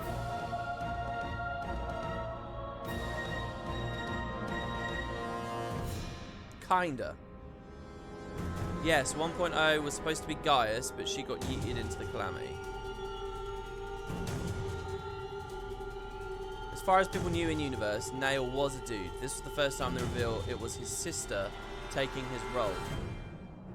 Was there even proper content in 1.0?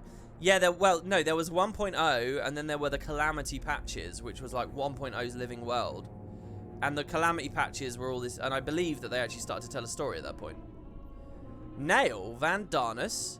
Ah, that was the name of the fool who perished upon the eve of the promised age of glory. It should not be uttered within these hallowed halls.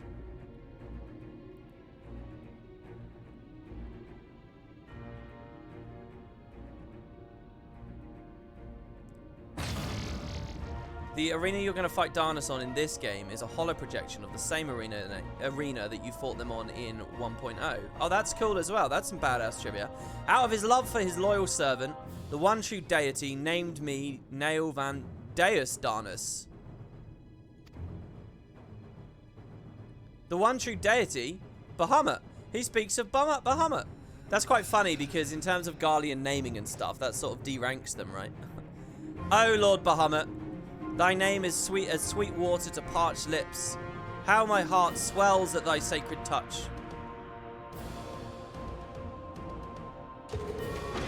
So this is Bahamut summoning these guys. Or something.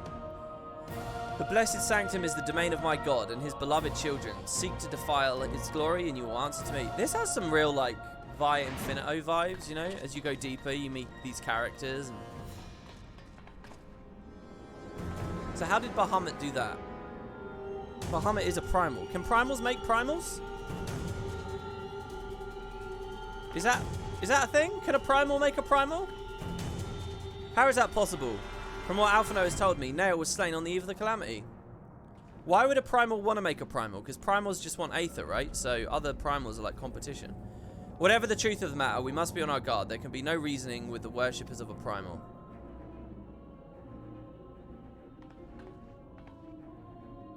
I'm pretty sure that thing is just tempered. Yeah, but how did it physically come back? That's sort of my question. I guess they'll answer that later. I forget that detail. Whatever that detail was, it's just completely lost me. Primals making primals. That's definitely going to be the story of 9.0. Nail has been tempered by Bahamut. Remember Primal can mind control regular people without Echo? Yeah, I remember. Okay, that's fine. But I thought that Nail died. If Nail was the boss of 1.0... They were in an extra fight near the very end of the Calamity Patches, taking place on a floating island, and they gave some special earrings. Square Enix letter added it as an anniversary reward. Oh, really? Okay, so I don't know what the mechanics are. People in chat are saying they're typing stuff. Oh, God. Oh, God. There's a lot of information. If you get a cone debuff, face your character out of the arena when it expires. You get circles debuff, hide behind a stone giant. If there's a giant casing someone and you have a cone, try to hit the giant with the cone. So, I get a cone AoE, which I want to land on giants. The two debuffs are basically a petrify mechanic. Cones can be directed, but the circle is room wide.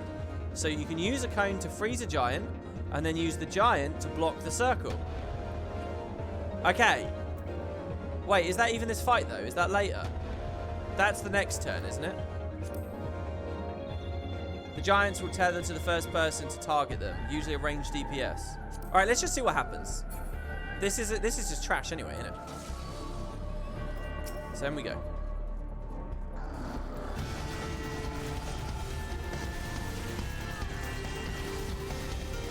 I'll put one defensive on at the moment. I didn't even need it. Oh, look at how cool this is, by the way. I love this shit. Think about how many years it took Guild Wars to start doing moving platforms and stuff like with the Kadim fight. And remember, this is a realm reborn. I mean, we're getting closer to Heaven's Ward since it's what, the 3rd patch, but still, it's really impressive. I do love me some elevators. I guess Praetorium and then... Wait, are these Ananta? Holy fuck, they're Ananta!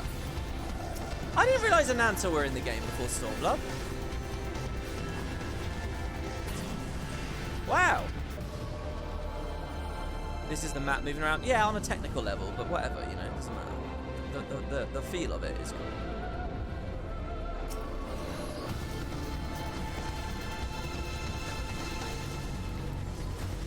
FF loves changing the background. Yeah, it's what they do so well in this stuff, I think. I was trying to ball them, but they just kind of went all over the place. This is just trash anyway, so. I can assure you on a technical level it matters a lot. For the player base.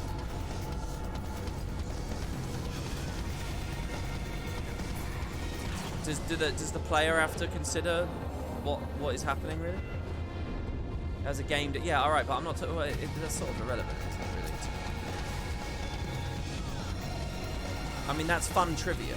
That's trivia. That's quite cool, but it's also quite well-known trivia. Guild Wars does the same thing. I mean, I think most games do stuff like that.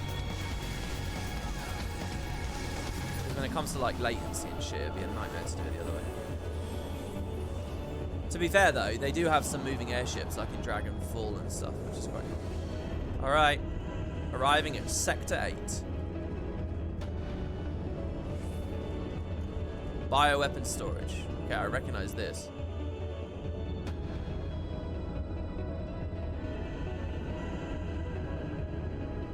Oh, Venny's trying to say because the Guild Wars platforms are more impressive. Well, it depends which ones. You know, if you're in the Super Adventure Box flying on the shortcut Eagle, that's the map moving. If you're in Dragonfall and you're on the airship, that's actually the airship moving, which yeah, I think is very impressive. All right, Melusine. Okay, so we're just gonna try it, and then we'll do it, and I'll reread the party explanation. Okay, so I'm gonna do a countdown.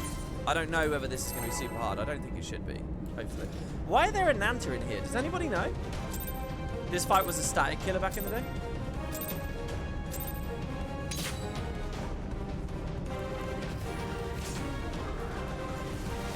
All right, that guy. No, he didn't want to provoke it.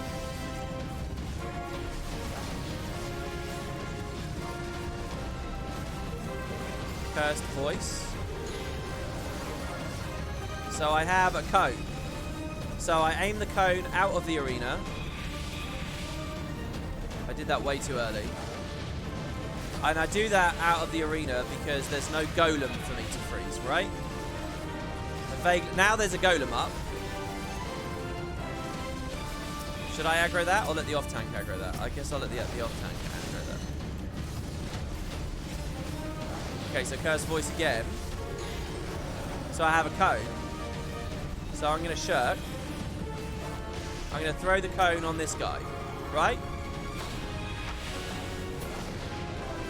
What, it just killed him? I thought it was meant to turn him to stone. Alright, I'm petrified. She turned around and fucked everyone up. Lots of us are petrified now.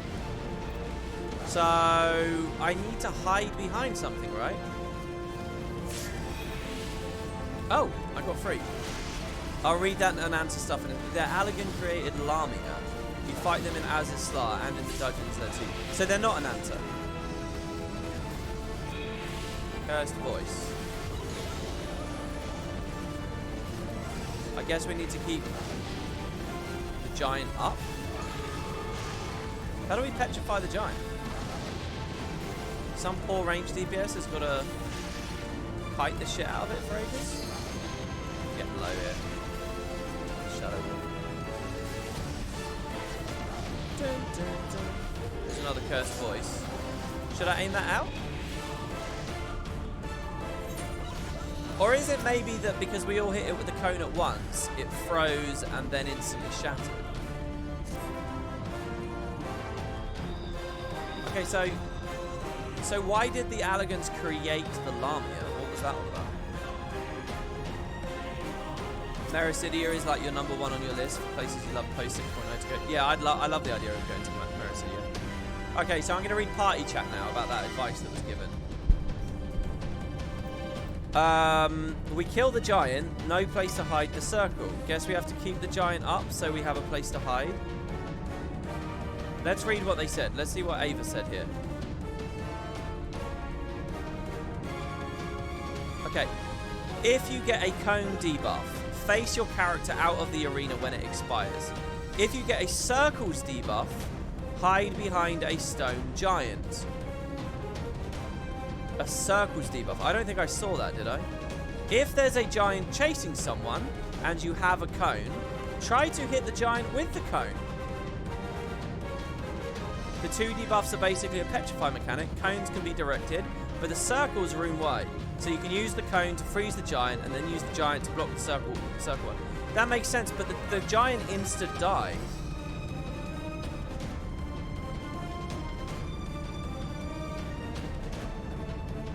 Oh, okay, so...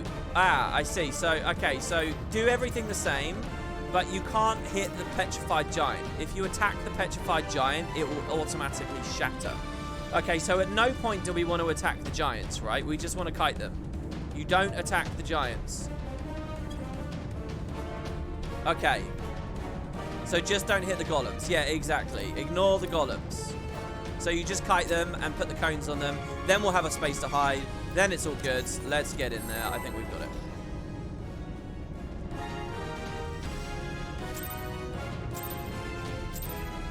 I believe in you, little froggy. I do like doing this with a frog. Okay, Melusine.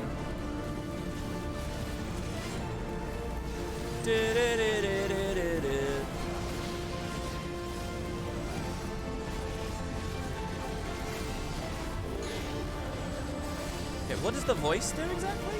Is there some of it? Dude, that turn around where she spanks us all? Okay, so someone sort of petrified me there, I think. Didn't they give me a cone?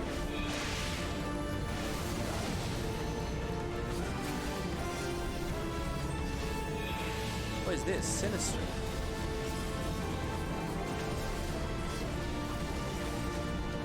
Yeah, I still don't have a cone. Does doing... My theory there was that double cone fucked it up. Does the double cone fuck things up or what?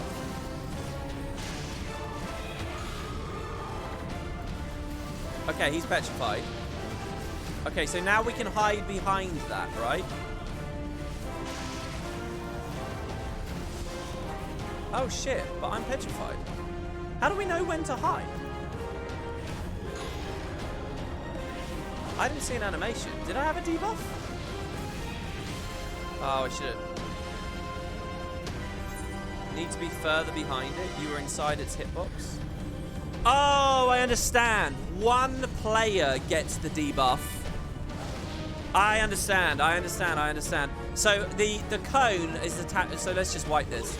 I understand. The cone attaches to players, right? And the players control where they aim. What's going to happen is someone's going to get the circle, and it's global. It's like a huge circle. So one person can petrify everyone, basically. It's the duty of one person to stand behind the golem. So are they trying to obstruct? So we've got to be like in the shadow of it, right? Imagine they're like a big flash of light, right? So we've got to be in the shadow. They're kind of creating a cone of safety. It's kind of like a cone of danger and then a cone of safety, right?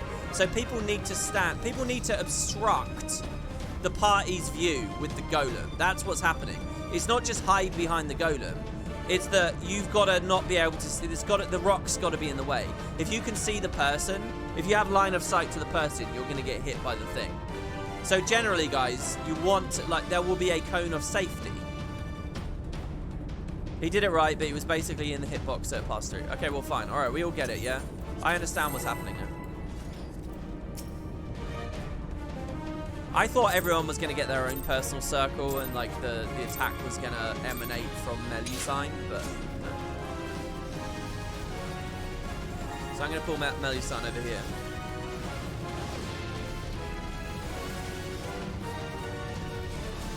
Got a monk in there, doing his thing. Fuck him up, monk.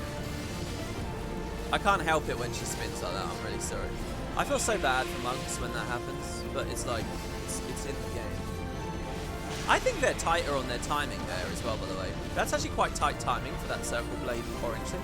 Compared to all the other content I've played so far, I don't know if Shadowbringers has quicker shit.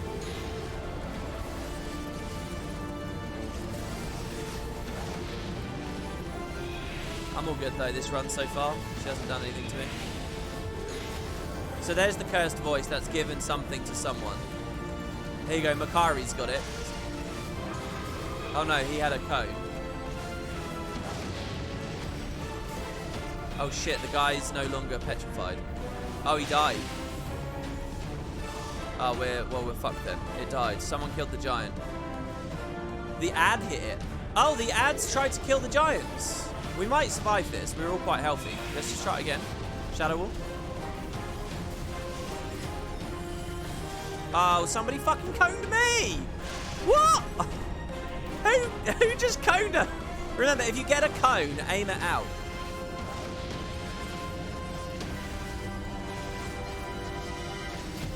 Oh god, Rampart.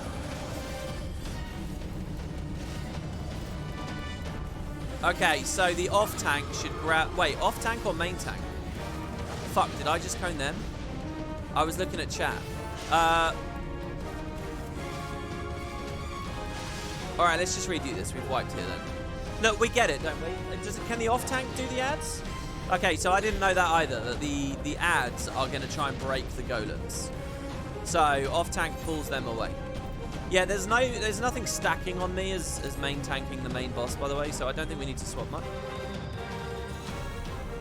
Well, the run was wiped anyway, so. I basically switched off there. I was just thinking, okay, what do we do to fix the thing? I wasn't really looking at that run anymore after that. I was just going to chat. Yeah, okay, alright. So let's go.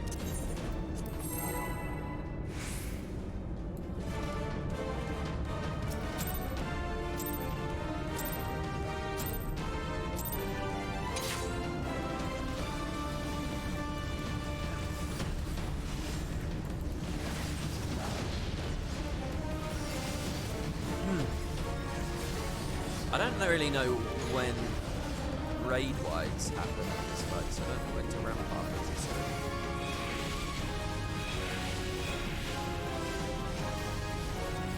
Wait, was that me again? Did I just cone someone? Did I have a cone on me?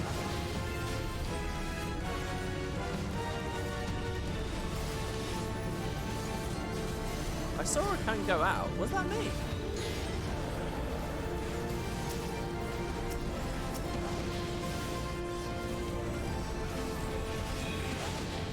Was that me again? No, it's not been me. It's not me. It's someone else. So I'll aim that out.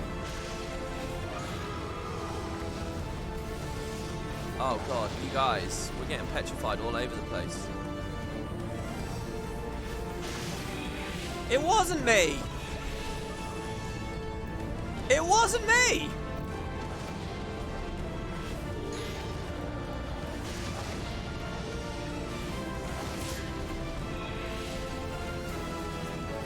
Yeah, another fight handicap because I can't see the debuff going on. I can see it just fine. It's there on the corner.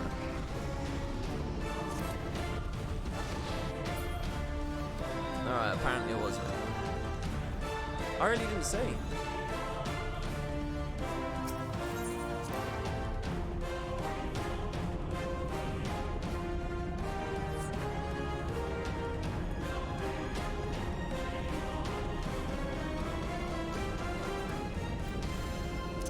Make debuffs bigger so they catch your eye more. Yeah, I could do that. I've been thinking about that, yeah.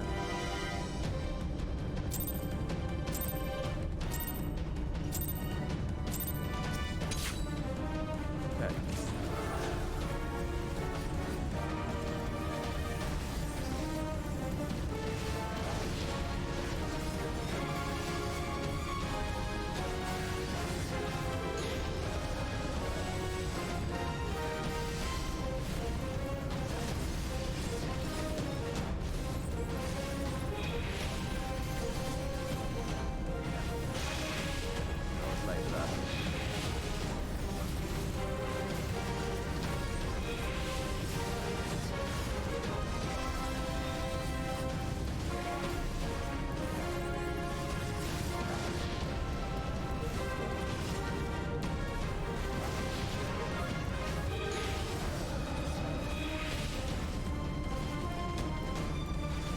So I got one there.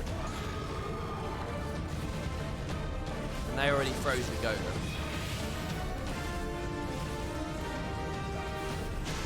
I mean, if talking the whole way through the fight means I play it inoptimally and then everyone just laughs at me, I may as well, I'll just stop talking and I'll play it properly. There we go, we did it.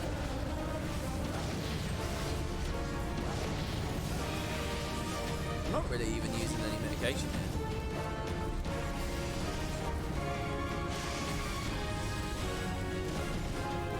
So there's 2 golems up now. That's not a problem, is it? Do we want to shatter the golem at the end? Yeah, I got another one. It's at the end of Cursed Voice. If it's going to come on you, it comes at the end of Cursed Voice.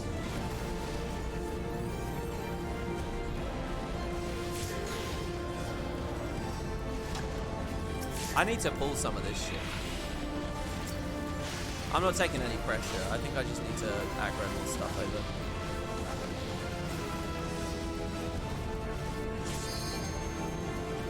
I don't think we're doing quite the right thing here. There's another thing over there. That's our off tank there, so that's fine. Right, it's on me again.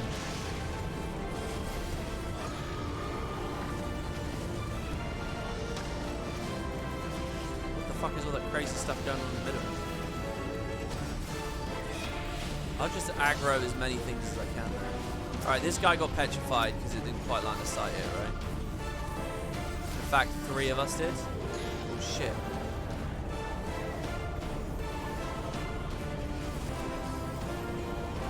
I don't really want it facing in, so let me move like this, maybe.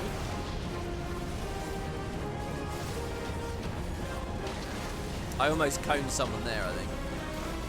Right, we're okay.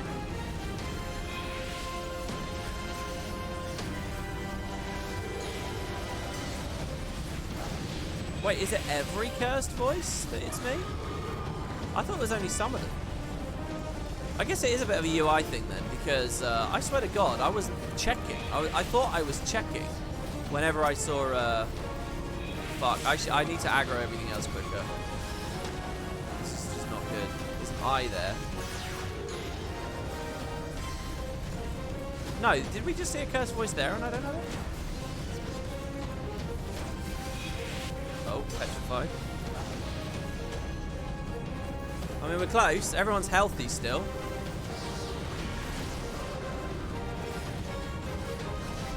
All the ads are dead.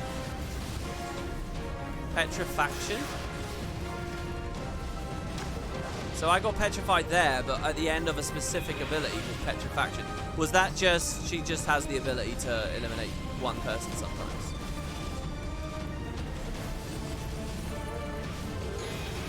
So, no, there's Cursed Voice. I didn't get the debuff. It's not every time.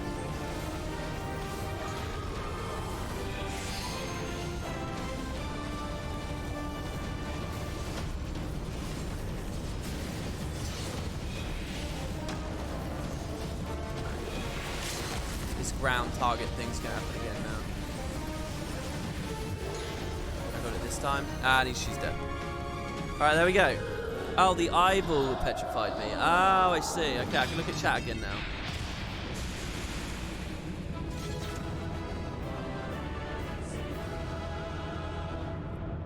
Huzzah! I mean, that, to me, that's quite good. That's the right balance, I think. There's a little thing to puzzle out. You do it, and you move on. That's really good to me. I like that. Alright, so let's get out. So is this turn 9 now? Is this the nail fight now? No, there's one more and then it's nail. Your party activates the Coils lift-like mechanism and at a depth of 3,000 arrives with the interior internment of the Hulk proper. The dream cavern where the elder primal Bahamut dreams is yet many thousand yards distant. Explore the labyrinthine passages of the Ragnarok-class starship and secure a route into the lowest levels of the Hulk. Okay.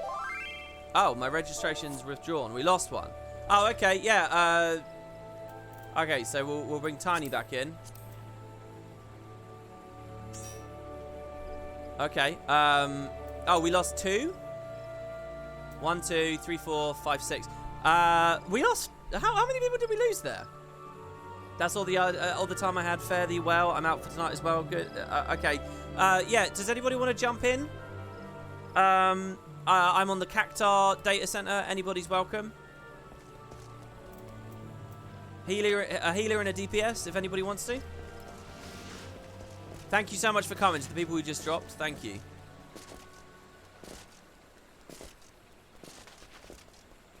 Or just 2 DPS. Anybody? Every cursed voice is either me or the off tank. It always targets 1 tank per cast, along with 1 DPS and 1 healer. Oh, I see. That's actually quite cool. So it alternates. Wait, does it alternate, or is it just RNG? You could set up a cross-world party finder. It would feel much faster. Yeah, but I also, you know, I don't want to run the risk that they'll get bored or aggravated or whatever because they don't quite get sort of the vibe. data center travel can't come fast enough. I mean, is it too late in the day? I'm a bit worried about this. Oh, let's make the UI bigger here as well.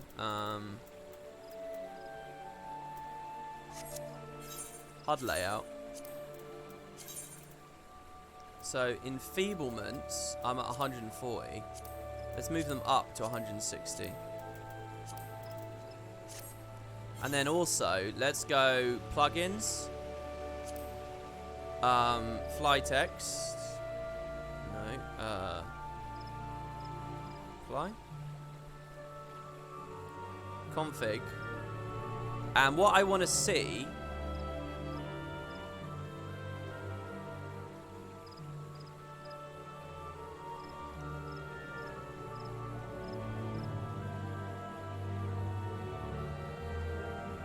I don't know which one it is. I mean, I'm happy to put it on, but I don't know what one it is.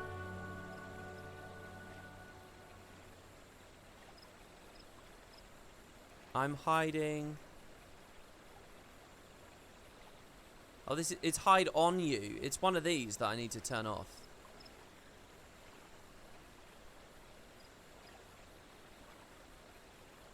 Named effect, maybe?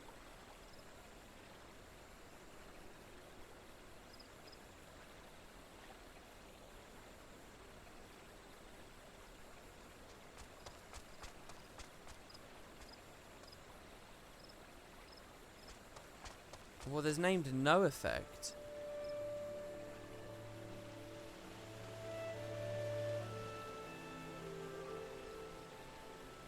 Well, hold on though. None of this is hidden. Hide from others, maybe, is it?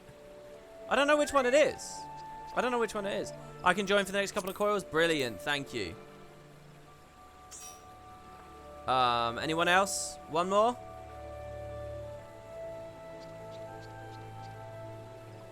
It's really overwhelming. Yeah, I don't know. Whatever the thing is called. I can't even tell really which column it is I want to go for. I think it's hide from others.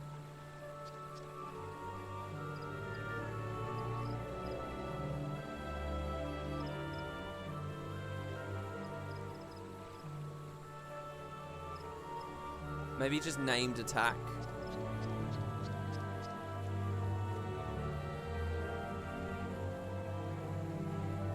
Let's stop hiding all of these and see what happens. It will probably be one of these.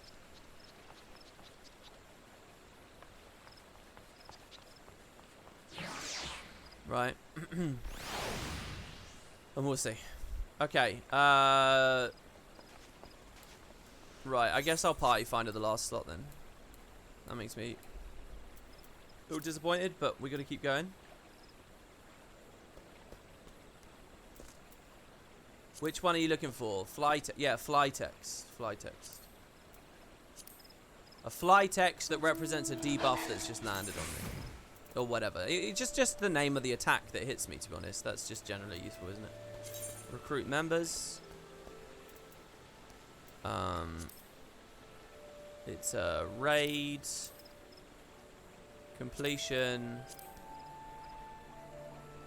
The coil. Second coil, turn 3. And we are doing it with an undersized party, right? Isn't that what we're doing? Because it's synced or whatever? Something like that. Sorry I joined, but I just got home off work and I'm eating some dinner. That's okay. Undersized means unsynced. Oh. Okay, so what does this mean then? What have I done here? Do these just cancel each other out? We can do undersized with 7. Hey, that's a good idea. Let's just go in there and see what we got. It's for low man level synced. Alright, well, let's try it. Turn 3. Yes, quit using the party finder. Let's just see. We have the structure, right? 2 tanks, 2 healers. It's just we're missing a DPS. Should be fine, right? And if anybody wants, yeah, and keep the echo on. If anybody wants, you can just join in at any time. That works for me. What do you guys think?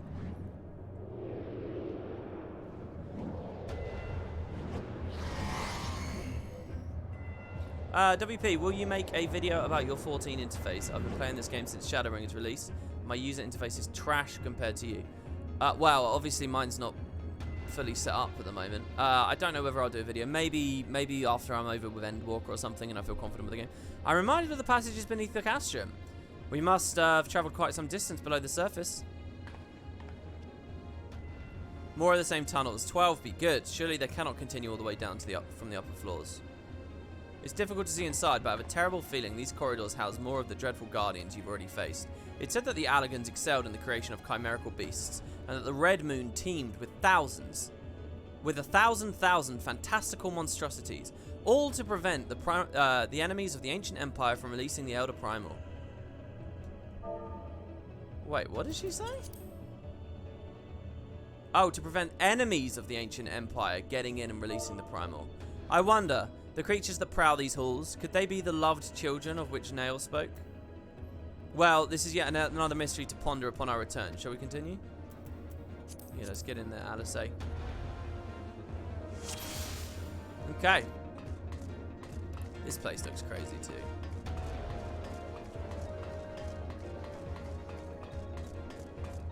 Music's interesting.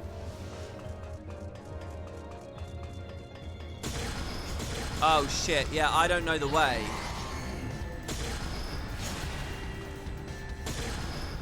Isn't it up here? Oh shit, there's mobs over there. Oh yeah, this place was crazy. I love the music.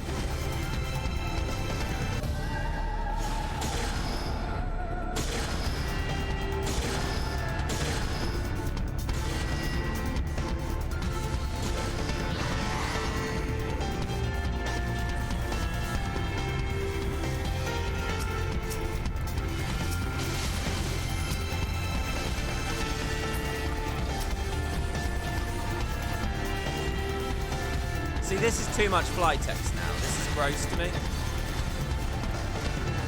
So, like, what am I looking at now? I'm looking at, like, heals coming in. I mean, I really don't know the way. Frontal bulkhead? Let's find it. Holy shit, did we just do that? That's like a whole maze there. Did we just get it done?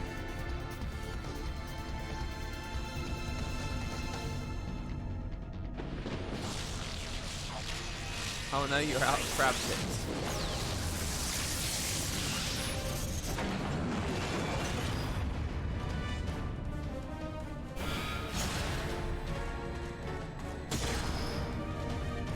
Okay, should we just go in and see what we've got? I mean, why not, right? I'll do a countdown.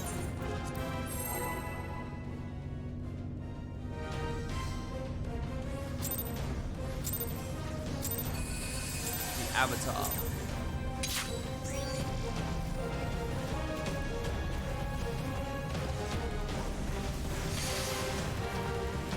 So I've got a laser beam and I got bleeding applied to me. This is just, it's so gross. Like, look at this. I mean, clearly one of them is what we want.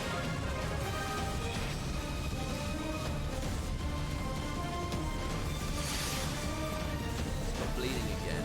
Can I dodge that in any way, you think?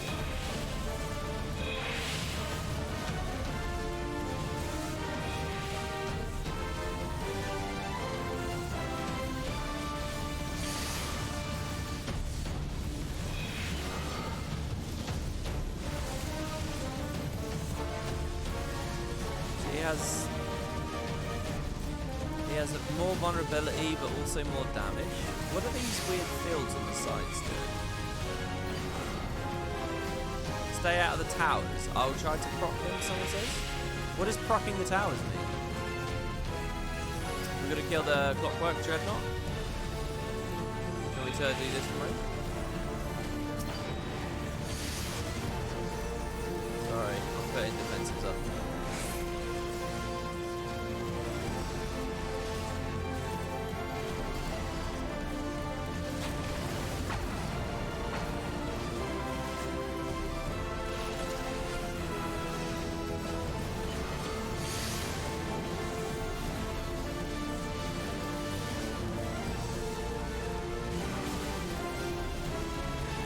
Oh shit, I'm confused. What did I mess up there?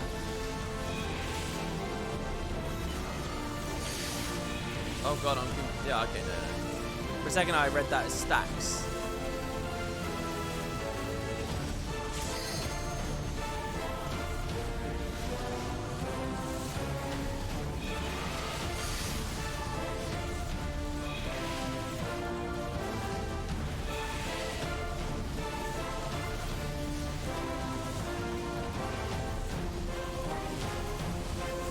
I don't really know what I'm doing. I don't know what's going on here. This guy's so tanky, by the way.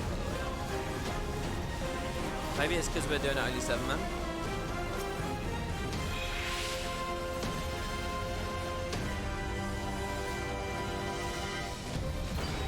Small advice, you're pulling late on the cooldown. People expect the tank to start the aggroing, unmend in your case, a bit after 1. Or spot on the 0, but that's hard to nail. Oh, okay.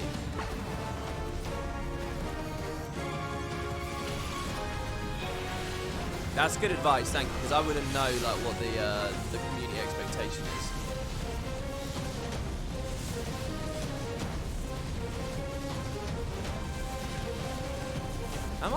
What should I be doing? Am I fucking this up?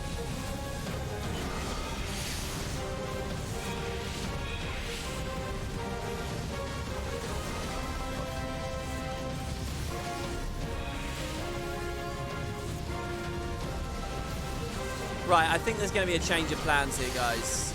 I think I'm going to do a change of plans because I thought we'd be like well into wing 3 or tier 3 already at this point.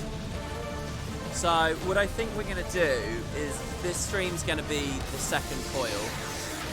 Tomorrow will be Shadowbringers. Don't worry, I'm doing Shadowbringers tomorrow. But we'll have to come back to the Dalamud Falls thing and the Binding Coil thing a bit later. I think we'll have to do the final turn, the final, the conclusion to this story on another stream down the road. So yeah, what we'll do is because I'm trying to think, I could just rush through all this unsynced or whatever, but I don't want to do that. So we'll kill this boss, and then we've got Nail next, and we can have fun and we can play Nail. We can do Nail like semi-properly, right? So Nail should be cool. And then we'll end it there for Shadowbringers to start. We'll start Shadowbringers, we'll play through Shadowbringers, and at some point I'll dot in a little stream where we finish this somewhere in the early part of the Shadowbringers stuff. How does that sound? I might even start Shadowbringers tomorrow, and then we'll finish this the day after, so that everyone who might miss the immediate start of Shadowbringers can rewatch the VOD over that next 48-hour period or whatever. That might be a good way of doing things.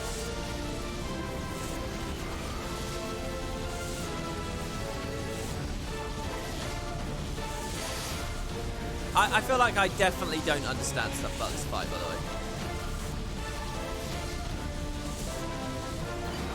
Am I dead set on doing all the fights, or do you just want to do the cutscenes and the final part? No, I want to have an actual experience of it on stream. I don't want to just skip stuff. We've wiped. Okay, so what are we doing wrong? What's the story?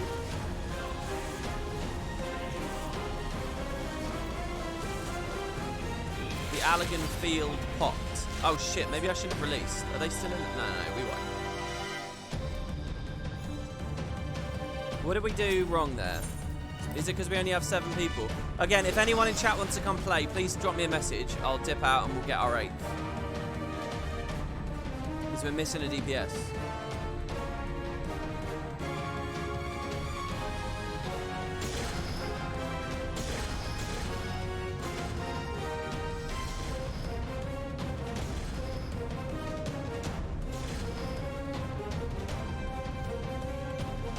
Is there anything I should know? Small circles on the ground equals 1 person stand in it. Yes, I don't know what to do beyond picking up single ads.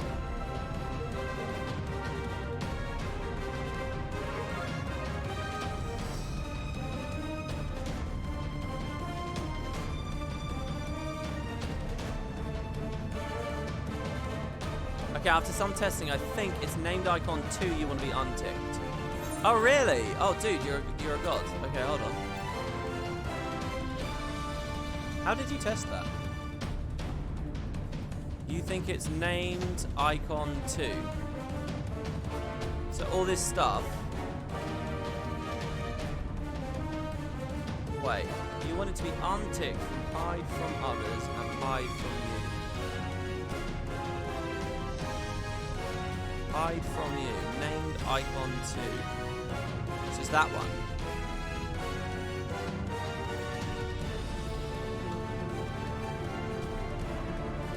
Wait, was this whole column ticked before? I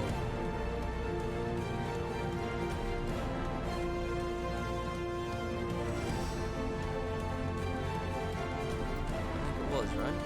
Wasn't the whole column ticked?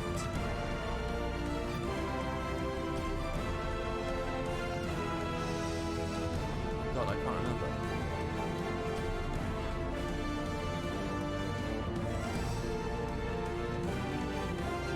Right, let's try that. Tick named icon, unticked named icon 2. Okay,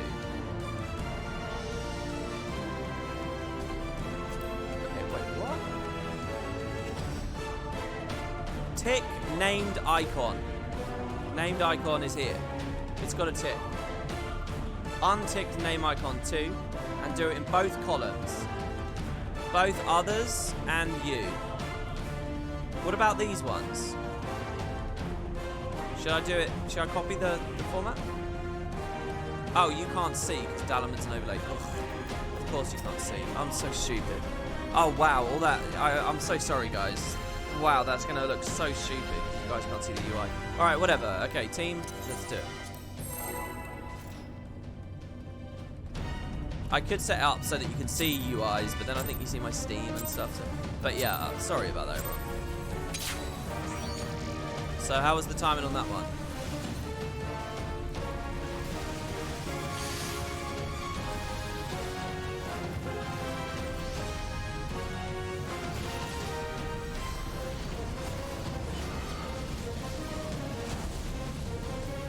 That was perfect? Okay.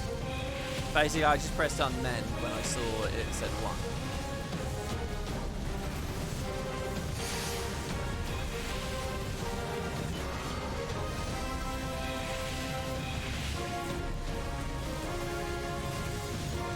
I feel like we're hitting it harder this time. It was very tanky.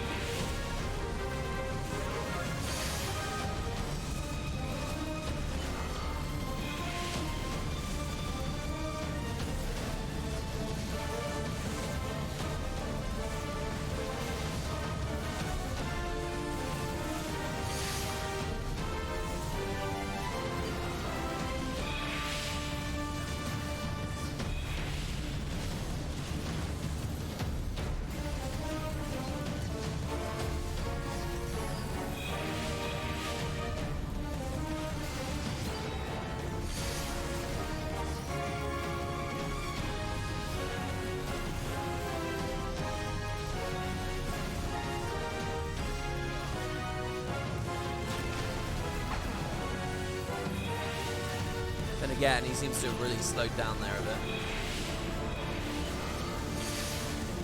Oh, by the way, so looking at the fly text here, I can see heals coming in, I can see damage coming in, and I can see when he hits me with bleeding. There I saw he hit me with confused.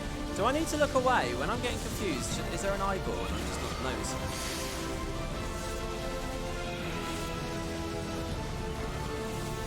Let's try this again.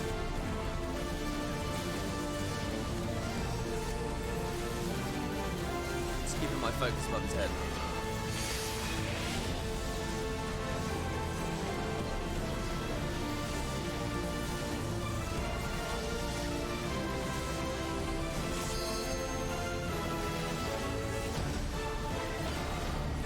Ranger. No, I wasn't looking at him. You can't do anything. The off tank is just supposed to take both your aggro and the boss. Wait, how does the main tank take my aggro? Can you really do that? Can he provoke me or whatever while I'm confused? That's interesting. Could I run away at least to reduce my uptime, my dam? I mean, I don't really do any damage anyway.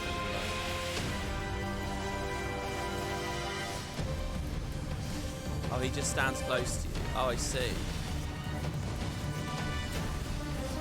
Oh, that's cool. I like that.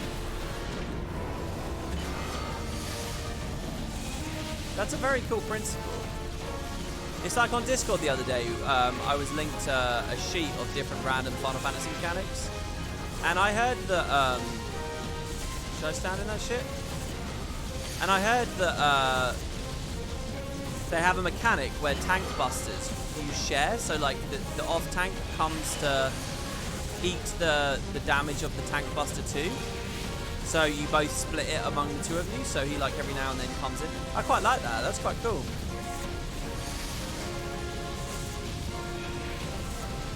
All those little like tank interactions are very fun. Do healers have an equivalent? Do healers have little moments where they interact with each other like that?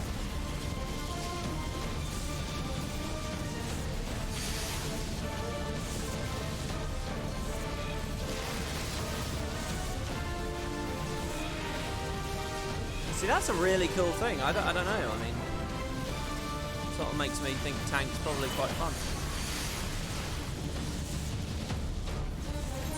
So why are we wiping?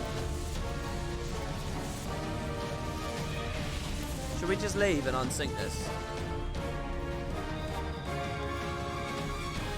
Mines took too long. Yeah, what do we do with the mines? One of them detonated and it's room wide. I don't know what the mines are. I don't know what that is. Can I help in any way?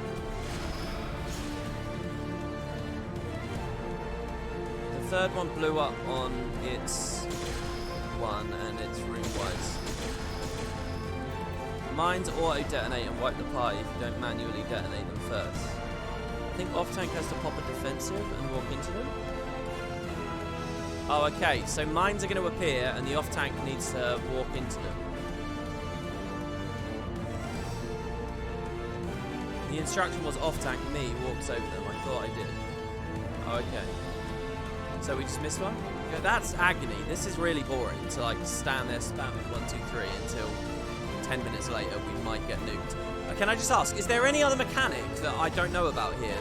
Are you guys happy to sit here watching me fight this guy for like 5 minutes straight and then randomly wipe because we don't know another mechanic?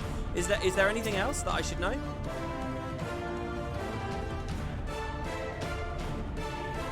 The mines are a mechanic that happens when a specific tower finishes charging.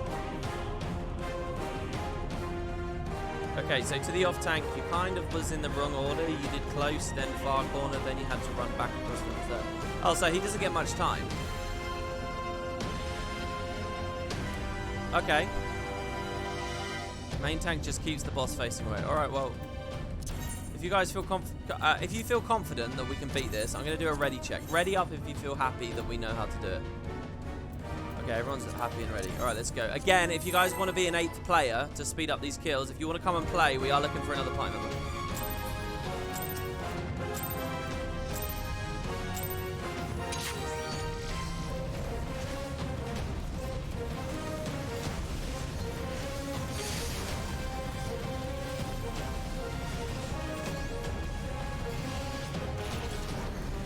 I just see the word Inferno pop up.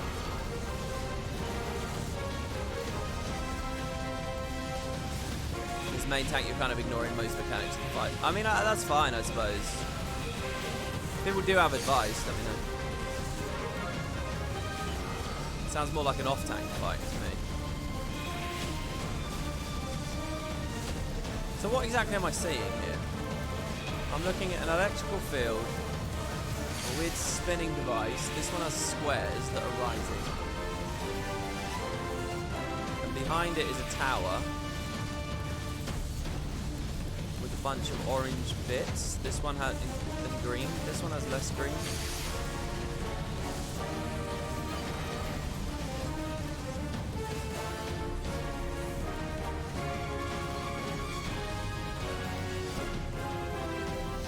Clockwork Dreadnought. What happened to the Dreadnought if we don't kill it in time?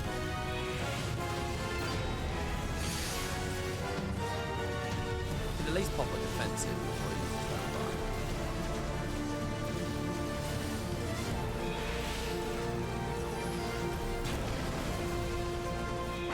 Okay, ballistic missile is on everyone behind.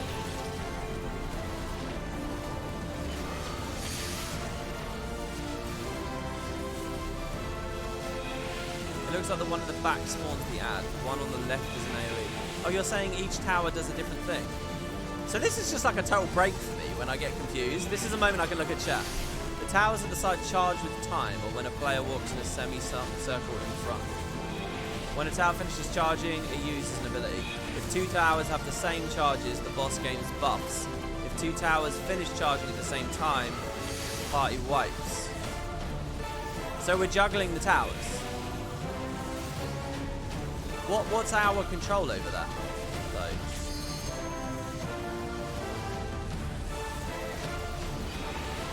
Brain jack?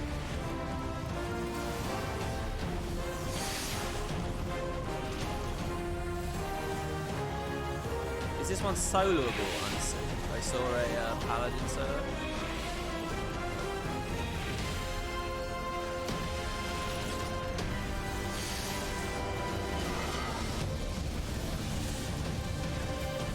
See that player just walked into the raid right there. No, I didn't. I keep looking at. Hold on. Let me keep my attention on the game. So we're all wiping again now.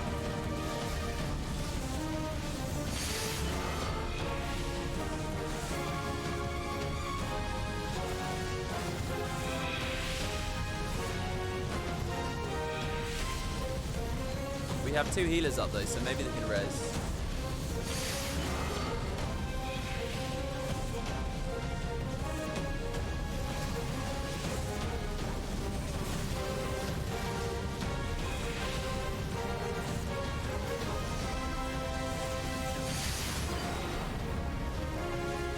So did that tower just finish charging? It did its thing.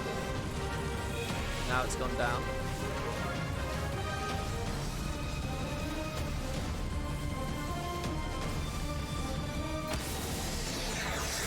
Ah, here, mines. I see them. I see them.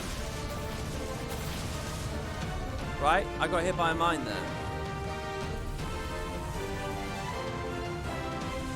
What was that ability called? Or was that just a tower thing? All the towers are gone now. How long have we got? Oh, wait, there's no... Oh, shit. Wrong button. There's no,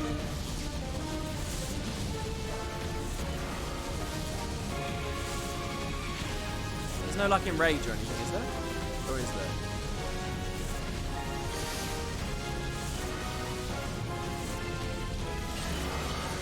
So one of us just ran into that tower and died.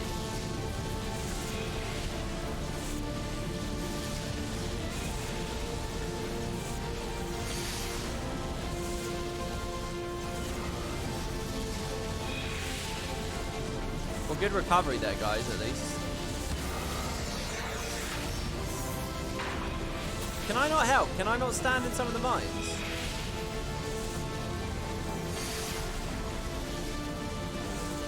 My bad, he says. I don't know what he's saying my bad about.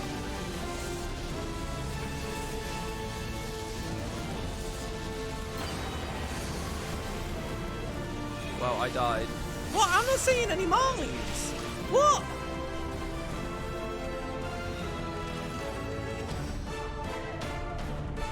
Activating towers damages you and gives you a debuff that increases the damage you take from activating mines. You can't turn the boss, you'll leave the raid. I don't think I did turn the boss. I didn't do anything. Oh, this is the last pull, guys. I'm not doing this again. I'm not doing this again.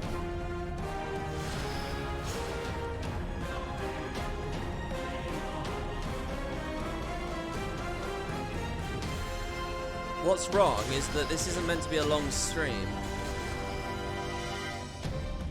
And I didn't think I was committing to, like, progression on bosses today. That wasn't the plan. That wasn't what I thought any of this was.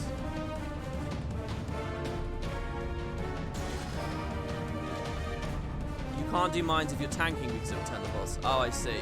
I see. Okay, so just good luck. We'll just try it again. Last one, and then and then we'll unsync the other ones. Yeah, I understand that Nail's harder. I thought that we'd spend this whole hour on Nail, though. That's what I thought. I didn't think we'd spend fucking 40 minutes on this golem. I'm not mad or anything. I'm just saying, you know, let's just do the time properly. Because what happened, and I'd be happy to do it as well, but when we did the Crystal Tower, everyone had to go to bed. So here I am still streaming away at like 5:30 in the morning. And, you know, we couldn't fill the parties anymore because everyone was going to bed. So again, and that felt really bad too. So I'd rather, while people can still play, we'll just move on. We'll just kill Nail. We'll see the story and wind it.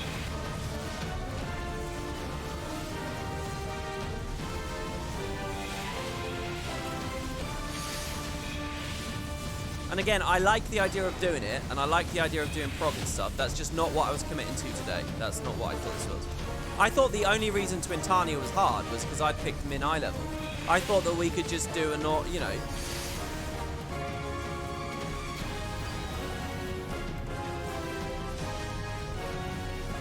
I thought we could just sink.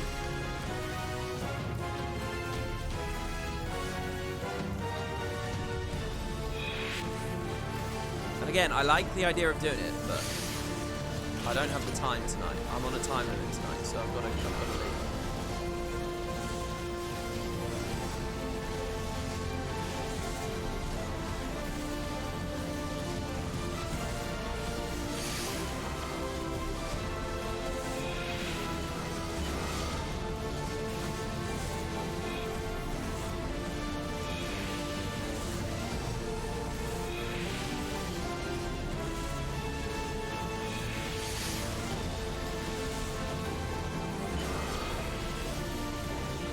Or I thought it would be like Alexander series balance, you know, or like the Omega series balance. But it's clearly not. The balance is much rougher.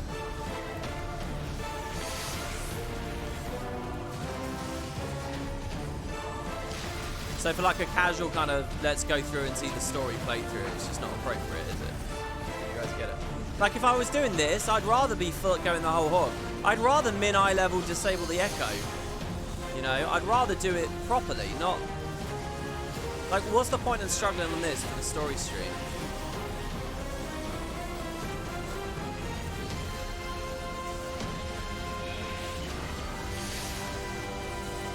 The reason why I resisted unsyncing is because I thought I could get a balance somewhere closer to the Omega balance.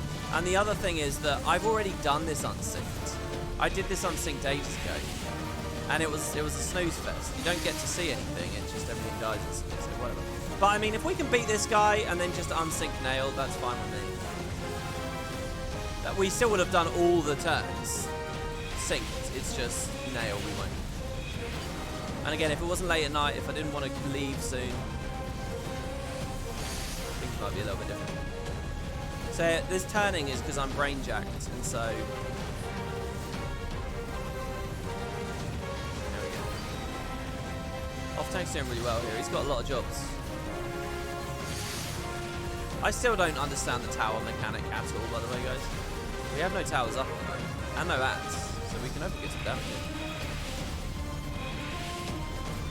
Coils are also just not fun fights. I mean, here I'm basically pressing 1, 2, 3, 1, 2, 3, 1, 2, 3. So, I mean, for all of its janky animations, Twintania was fun. For all of its insane animations.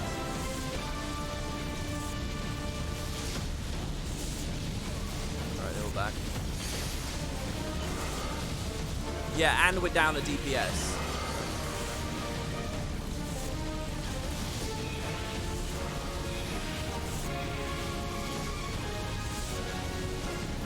Right, so this is where the random wipes happen. I can't do anything, right? I really can't help the team in any way. All I'm going to do is just try and look for the mines here, ready? Let's keep our eyes out. There's some mines over there. I see those. How many seconds do we get for those? Well, they dealt with it. Oh, there was one over there. Shit.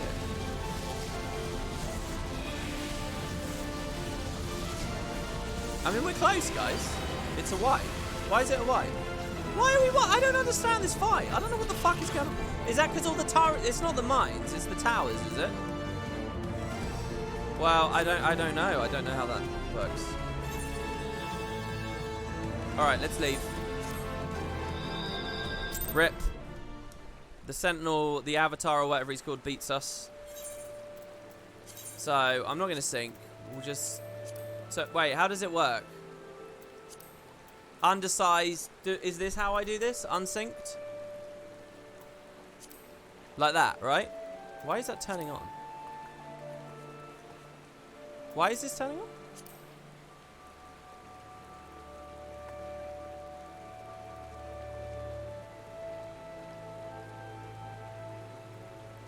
Okay, well, it's off now.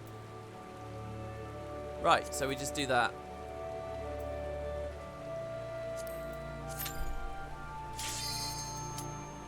So that was mines again? I don't know what it was.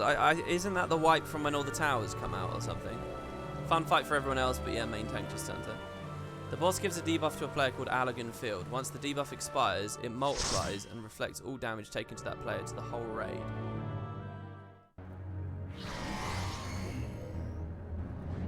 I see. Oh, we gotta do the annoying walk back there. Do you guys know the Remember the Way? If you guys want to, you know, DPS slow or whatever as well, so that we can see a little bit more, I mean, I'm fine with that. Alright, so wasn't it up here?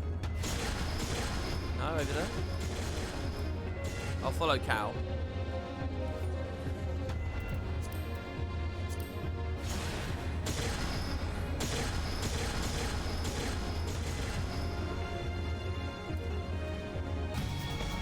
It's weird now I got all my buttons.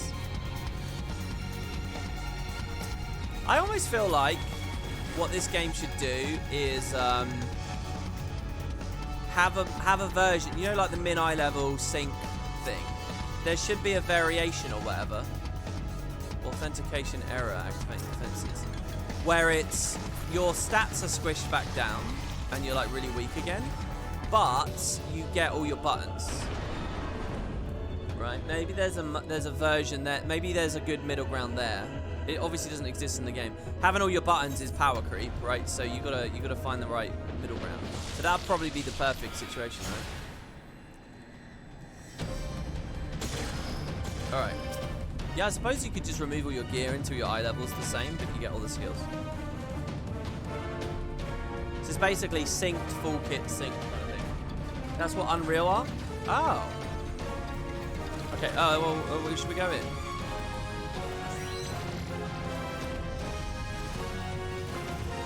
Holy shit, look at the damage he's taking.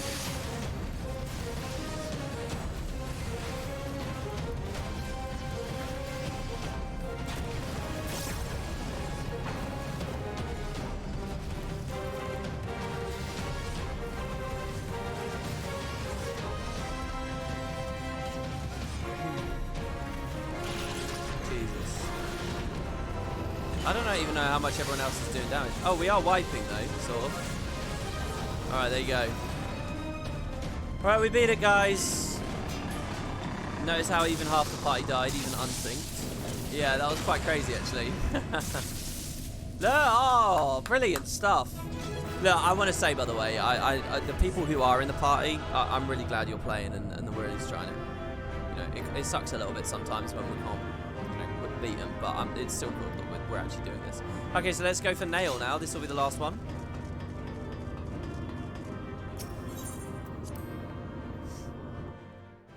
First try, indeed. Indeed. Okay, so here's the final boss. At a depth of 6,000, you're exhausted yet determined. I quite appreciate we had that experience there anyway now, because I sort of get the sense of, like, which things are hard and which ones weren't. Your exhausted yet determined fellowship enters the Hulk's operations deck. An impossible scene unfolds before you. The surreal landscape bathed in a crimson glare and holding the promise of epic conflict. Now, this one's really cinematic. This is a very cool fight. And even unsynced, I think we have actual mechanics to do here, which is quite nice.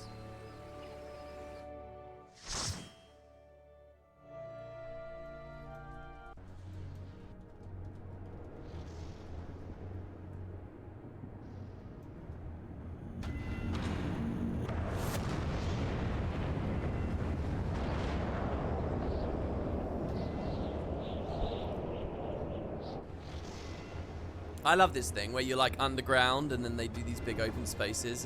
The word surreal is so perfect to describe just how weird and strange all this is. Nail can still clap a party of 80s. Yeah, because you have to do the mechanics, right? Did the icons work out better now, WP? Yeah, I think so. I think it's still showing a little bit much, but well, I'll have to see it on a couple more fights, you know. But I think it is better, yeah, for sure. That surely cannot be Dalamud. How? Where are we? The final resting place of Nail Van Darnus. This is Nail Deus Darnus saying this. The recreation.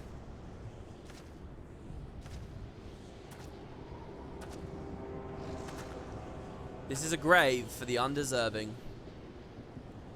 And for the crime of trespassing upon my gods' sanctuary, this place shall serve as your grave too.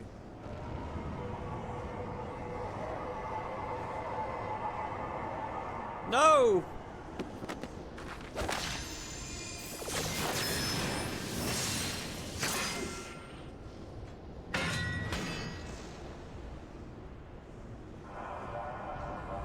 So the helmet comes off. It's revealed to be a woman. You look upon a woman. In this hour of failure, Nail Van Darnus felt the currents of Aether begin to bear away his essence. But before oblivion could claim the last of him, a divine will reached out, and I was born. Then the words of my God resounded in mine ears.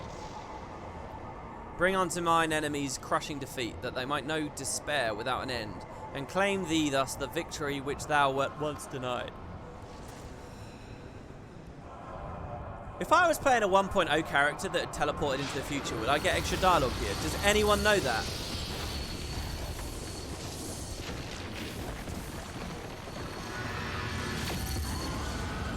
Potentially.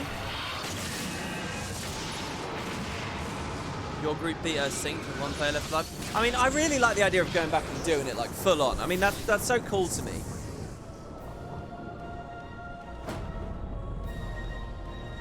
Would seem that little remained of Nail's essence when Bahamut plucked him from the brink of oblivion, and the result was this strange simulacrum.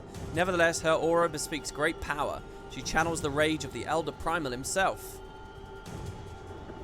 Lord Bahamut, thy wish was my command. None shall escape thine unquenchable fury. Come, ye dull, unthinking beasts, bare your teeth. They will avail you naught in the calamity to come.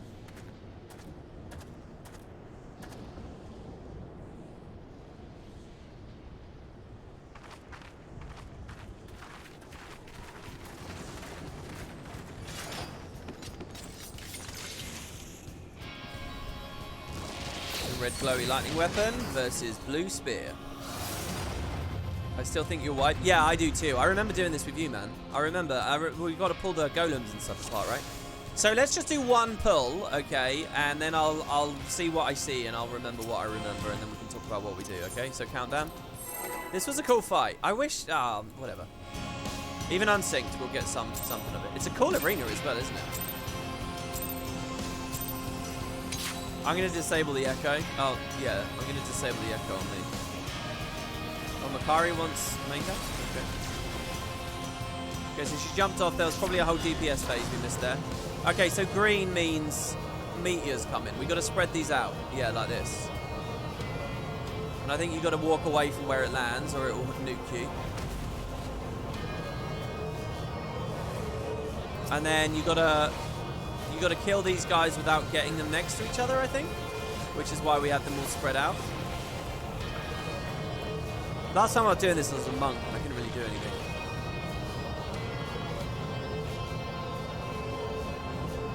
So I don't know what she's doing now. Did we wipe? Okay, now the red ones. I can't remember what the red ones do. Oh yeah, there's multiple that drop, right?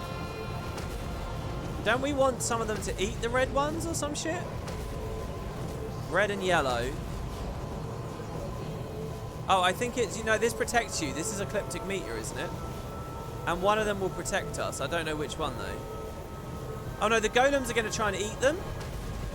And we got to keep the golems away. And we got to... You have to kill the golems. I'm pretty sure about that.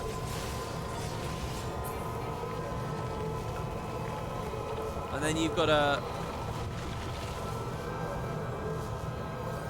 I can't remember. 10 seconds to Mega Flare. What do we do, though? I think we fucked up. There's clearly something we were meant to do. I think you're supposed to hide, but there's something about these rocks.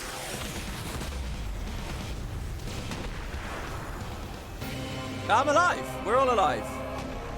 And now we're in the final phase. Look how cool this is. This blew my mind when I first saw this. Heaven's Fall. Oh shit. It's one of the bits of Dalamud. I got one shot. Oh, she's dead. Alright, well anyway, look, it's gorgeous. It's cool. I think Heaven's Fall, you're meant to stand in the middle and like it pushes you back or something, but not totally in the middle. You're supposed to stand like near the middle, but not totally in the middle.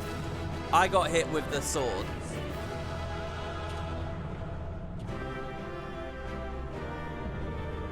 If you guys want DPS slowly, party, say no more. I know, I gotta say, I did that with just 2 friends, like months ago, unsynced, and it was actually more involved than what we just watched there. But I mean, look, it's good. I mean, that looks like a good fight. I want to do that fight for real one day. I really do. I want to do that fight for real. Oh, it crushes me we can't do that today, but, you know, whatever. I mean, what does for real mean? I mean, it's got to be min-eye level, no echo, right? Surely. So at some point later, we can do that. You need to be close enough to Heaven's Fall so it doesn't push you to the wall, but not close enough that it crushes you. Yeah, exactly. Oh, if you leave the duty without going through the exit, you miss the cutscene, by the way. Oh, shit. Alright, well, that's fine. That's easily resolved, because they'll give us a recap. Okay, so back to... Wait.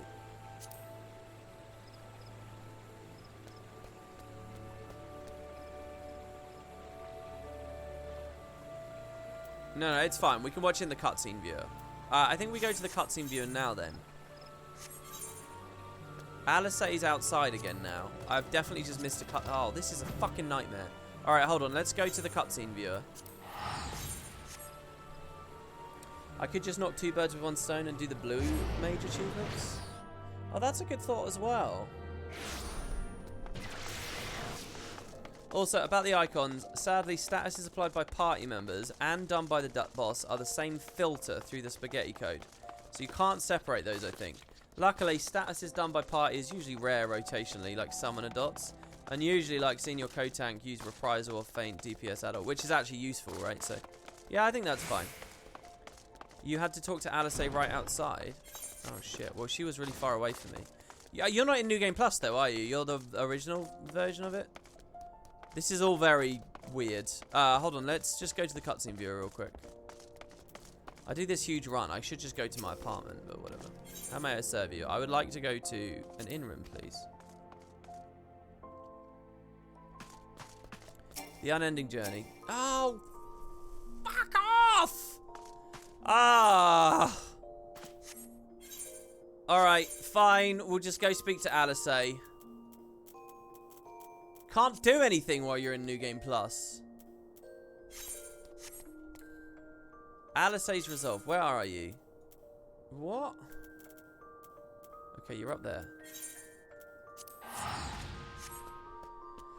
It's okay, we'll get a recap. What's it gonna be? She probably saw Louis Soir in there again.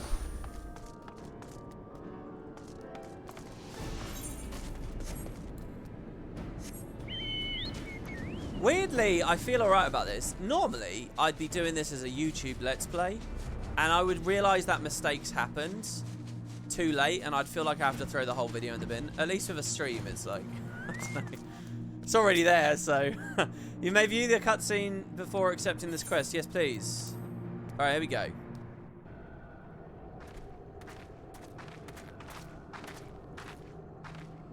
So, down we are. We're underground. How strange. How couldn't we have seen this all before?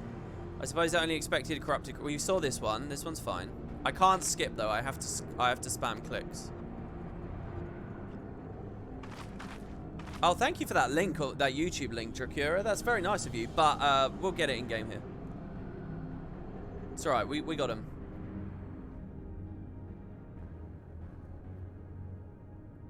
Just do one of those white texts I fucked up so I had to redo. Yeah, but it's still frustrating all the time on the redo. It's not about the content, it's about the work. It's a nightmare. It just makes you feel bad. Alright, then we got nail. Okay, even spam clicking, this is probably going to take a while. Wait, what did she say about the meteor? Yeah, no, that's fine. Blah, blah, blah, blah, blah, blah, blah, blah.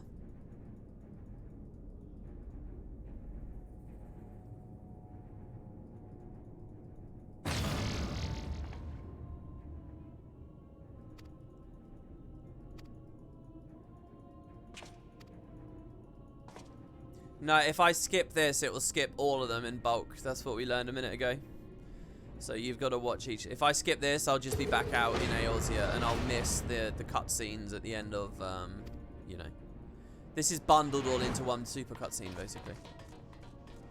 Yeah, you wouldn't think it is, but I did observe that behavior at the start of this stream. Yeah, I assume it's clunky because it's like New Game Plus is a little bit clunky itself, and it's retelling stories before a lot of stuff was formatized and standards were settled on.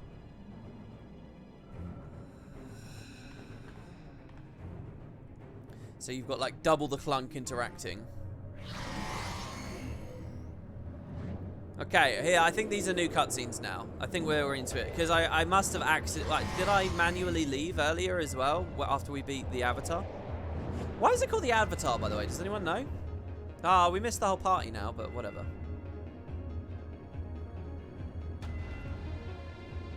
I'm reminded the passage has been... Yeah, I know, we saw this. Yeah. It's called the Avatar because it shapeshifts.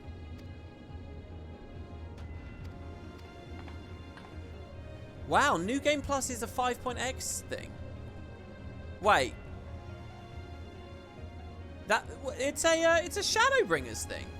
New Game Plus is Shadowbringers. Wow. I didn't realize it was that new. I mean, I assumed it was new, but not that new. Alright, here we go.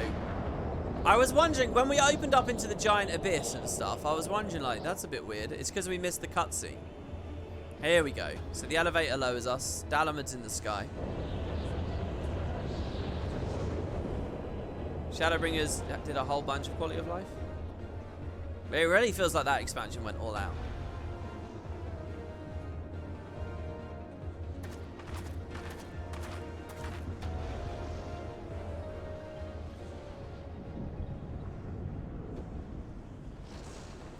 That surely cannot be Dalamud. The final resting place of Nail Van Dam. Okay, so we saw this, didn't we? Yeah, we saw this. This is the next bit.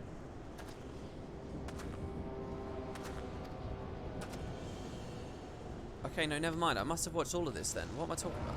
I must have seen this transition a second ago. Probably looking at chat and not taking it in. It's an Allagan machine that was programmed with data from several subjects. It's weapon basically, codenamed Avatar. Okay, I see.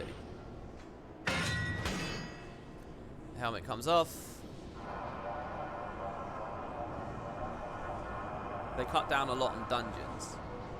Yeah, it strikes me they cut down on dungeons and class quests. It's Nail again, yeah.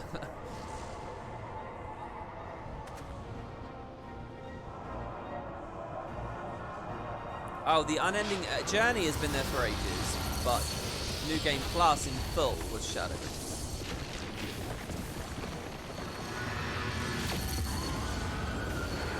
There's a lesser version of the Avatar in the final dungeon of 3.0.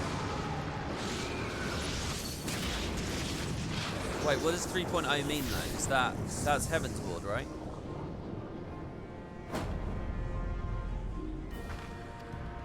About T9, this fight has many mechanics that have been in use from encounters to this day. The raid community still uses names from Tier 9 to denote recurring mechanics.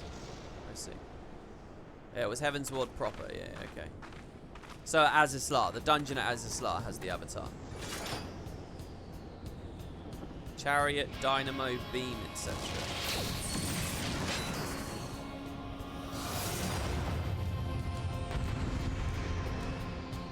Nobody actually calls them by their names.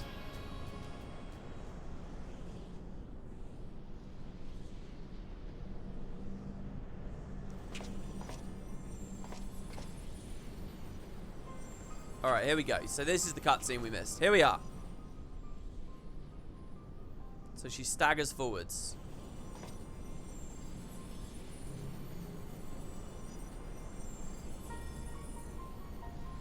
Poor creature, would that you had... so it's Alice speaking. She says, poor creature, would that you had never been born.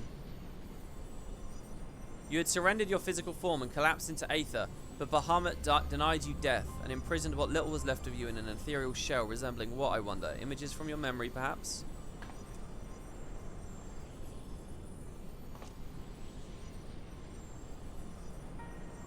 But that shell is now broken, and your primal deity seems disinclined to sustain your existence. My primal deity? I kneel to no icon. What need have I to beg the favour of such filth? I'm Nail! Yeah, the irony of a Garlean being tempered is... I feel like I don't think about that enough. No, a moment. My thoughts are clouded, and this body is not mine own. Could it be that you spoke the truth? Was I ensorcelled by the Lesser Moon's ancient prisoner? That will not happen again. You speak as if Bahamut no longer mind-controlled you. But that's impossible. Once a primal ensnares a mind, it cannot be freed. Oh, this is quite interesting. Is this why Alice becomes so interested in Gaboo?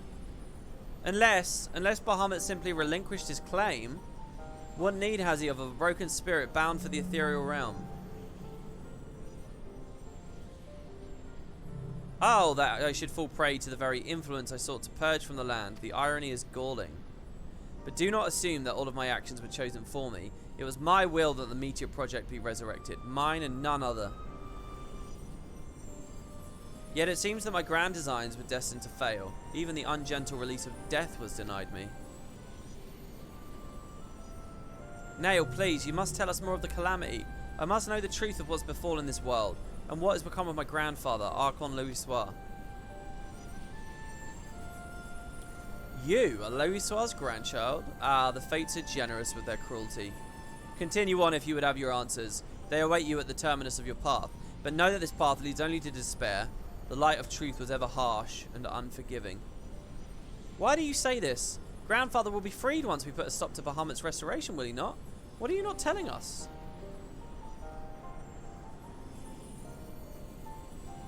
Steel yourself, child. Only unbending resolve and merciless strength can conquer what lies ahead. The weak can do naught but weep under the pall of their own misery, as did the frail child I once was.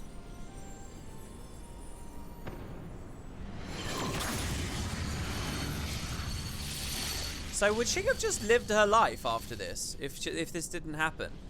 Silence, chattering raven. Your wretched wings are broken, and you shall soar no more.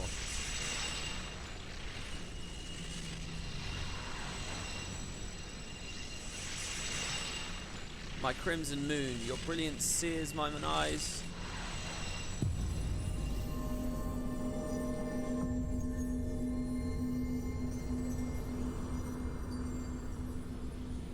And she's gone. No, she was dying, okay. Because she was just made of aether at that point, right? I recognise that voice, Macon, but never would he say such words. Come, so she thinks that's Louisoix that was speaking. Come, let us finish what we came to do. All will be put alright when the final hulk lies dormant. Grandfather will be himself again, I'm sure of it. Are you sure of it? Remember what Alphino said? You know, she's obsessed.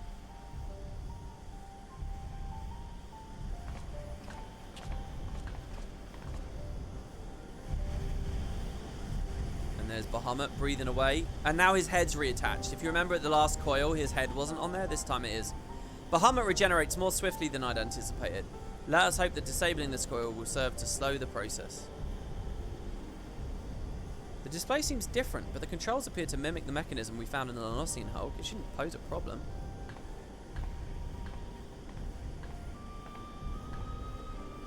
This music they use constantly in the ARR stuff. Make and forgive me. The moment I held Nail's transformation, hope wilted in my heart. I didn't believe that you could stand against the manifestation of Bahamut's power. For all your fabled strength and skill, I felt certain that I was going to lose you, just as I lost my grandfather. Even he, a man for whom naught seemed impossible, was humbled before Bahamut's might.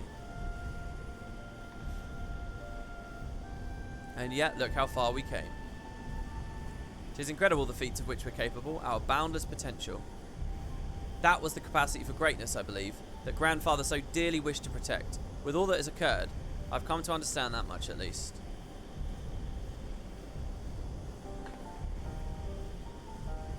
You hate Alice? I didn't know you hated Alice. You hate them both. I quite like them until I found out they're like kids, and then I thought, oh, it's a bit unbelievable. But I still think they're alright. I've spent so much time with the characters, I quite endeared to them.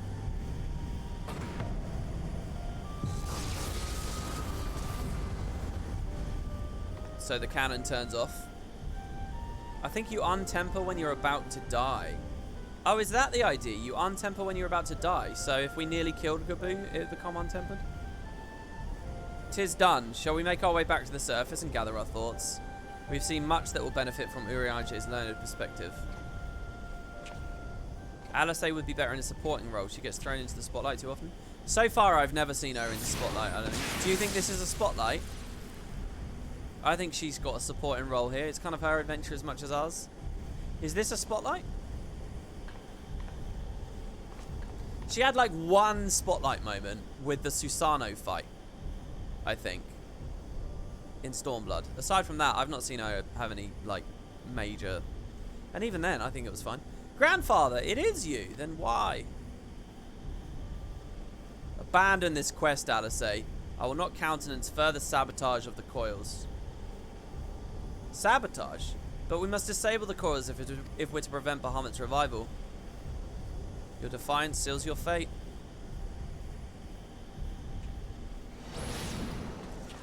We stand in the way.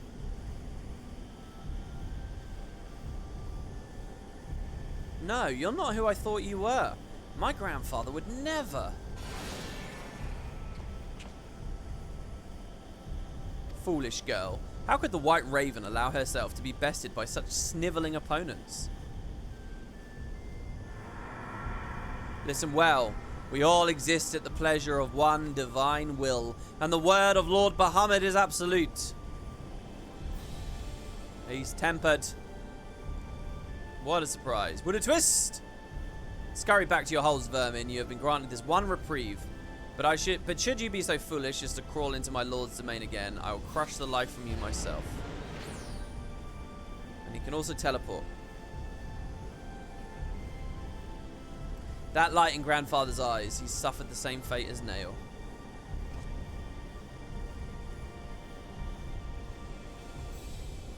And she cries a little.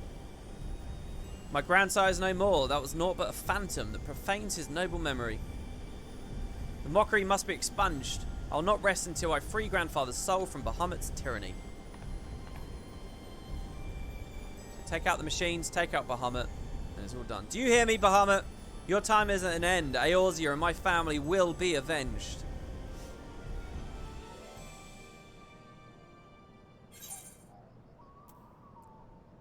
Alright, so there you have it. Truly, it's wonderful to escape that stifling air and to return to Northern Thanlan, it would appear. I must thank you again, Macon. Were it not for your bravery, I strongly doubt I'd be standing here now. Ah, but you need not tarry on my account. The danger's past. Pray go on ahead and apprise Urianche of all that's occurred. I'll join you anon. My thoughts are yet unruly, and I would rest here a while. Okay. So,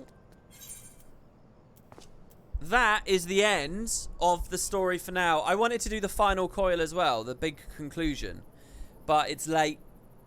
And I think it's probably best if we rest there. So thank you to everyone who played with me. Thank you to everyone who was in chat today and who did, you know, offer advice and thoughts, whether that's on the game, whether that's lore discussion or whatever. It's been a nice little thing here. And so look, the big news, the big item here is that Shadowbringers is tomorrow. I'm going to finish this. I'm going to go hang out with some friends in Discord, play some games, sort some stuff out, sleep. And then when I wake up, I'll probably try to make a Guild Wars video, and after that I'll look into kicking up the Shadowbringers stream. So I'll try to keep you guys in the know. If you keep the page open, and I'll have the schedule down below so that you guys can see. I'll write into my Google Calendar what my general schedule is at the moment, and yeah, I'll just go from there. So thank you guys. What's this? Heartlust says Nail was already supposed to be a woman, if I remember correctly, but some mistakes, miscommunication with the localization made things muddy. Japanese allowed them to be sneaky, but the English used male pronouns by mistake. They made a retcon in one of the law books to fix this, revealing that Nail had Ida Lee's situation. The true identity of Nail was that the original Nail's sister took his identity and went through the ranks, and is the character we met in 1.0 and onwards. Well, there you have it. That's very good. Make a Hrothgar before starting the Circus Trench mission, trust me. Really?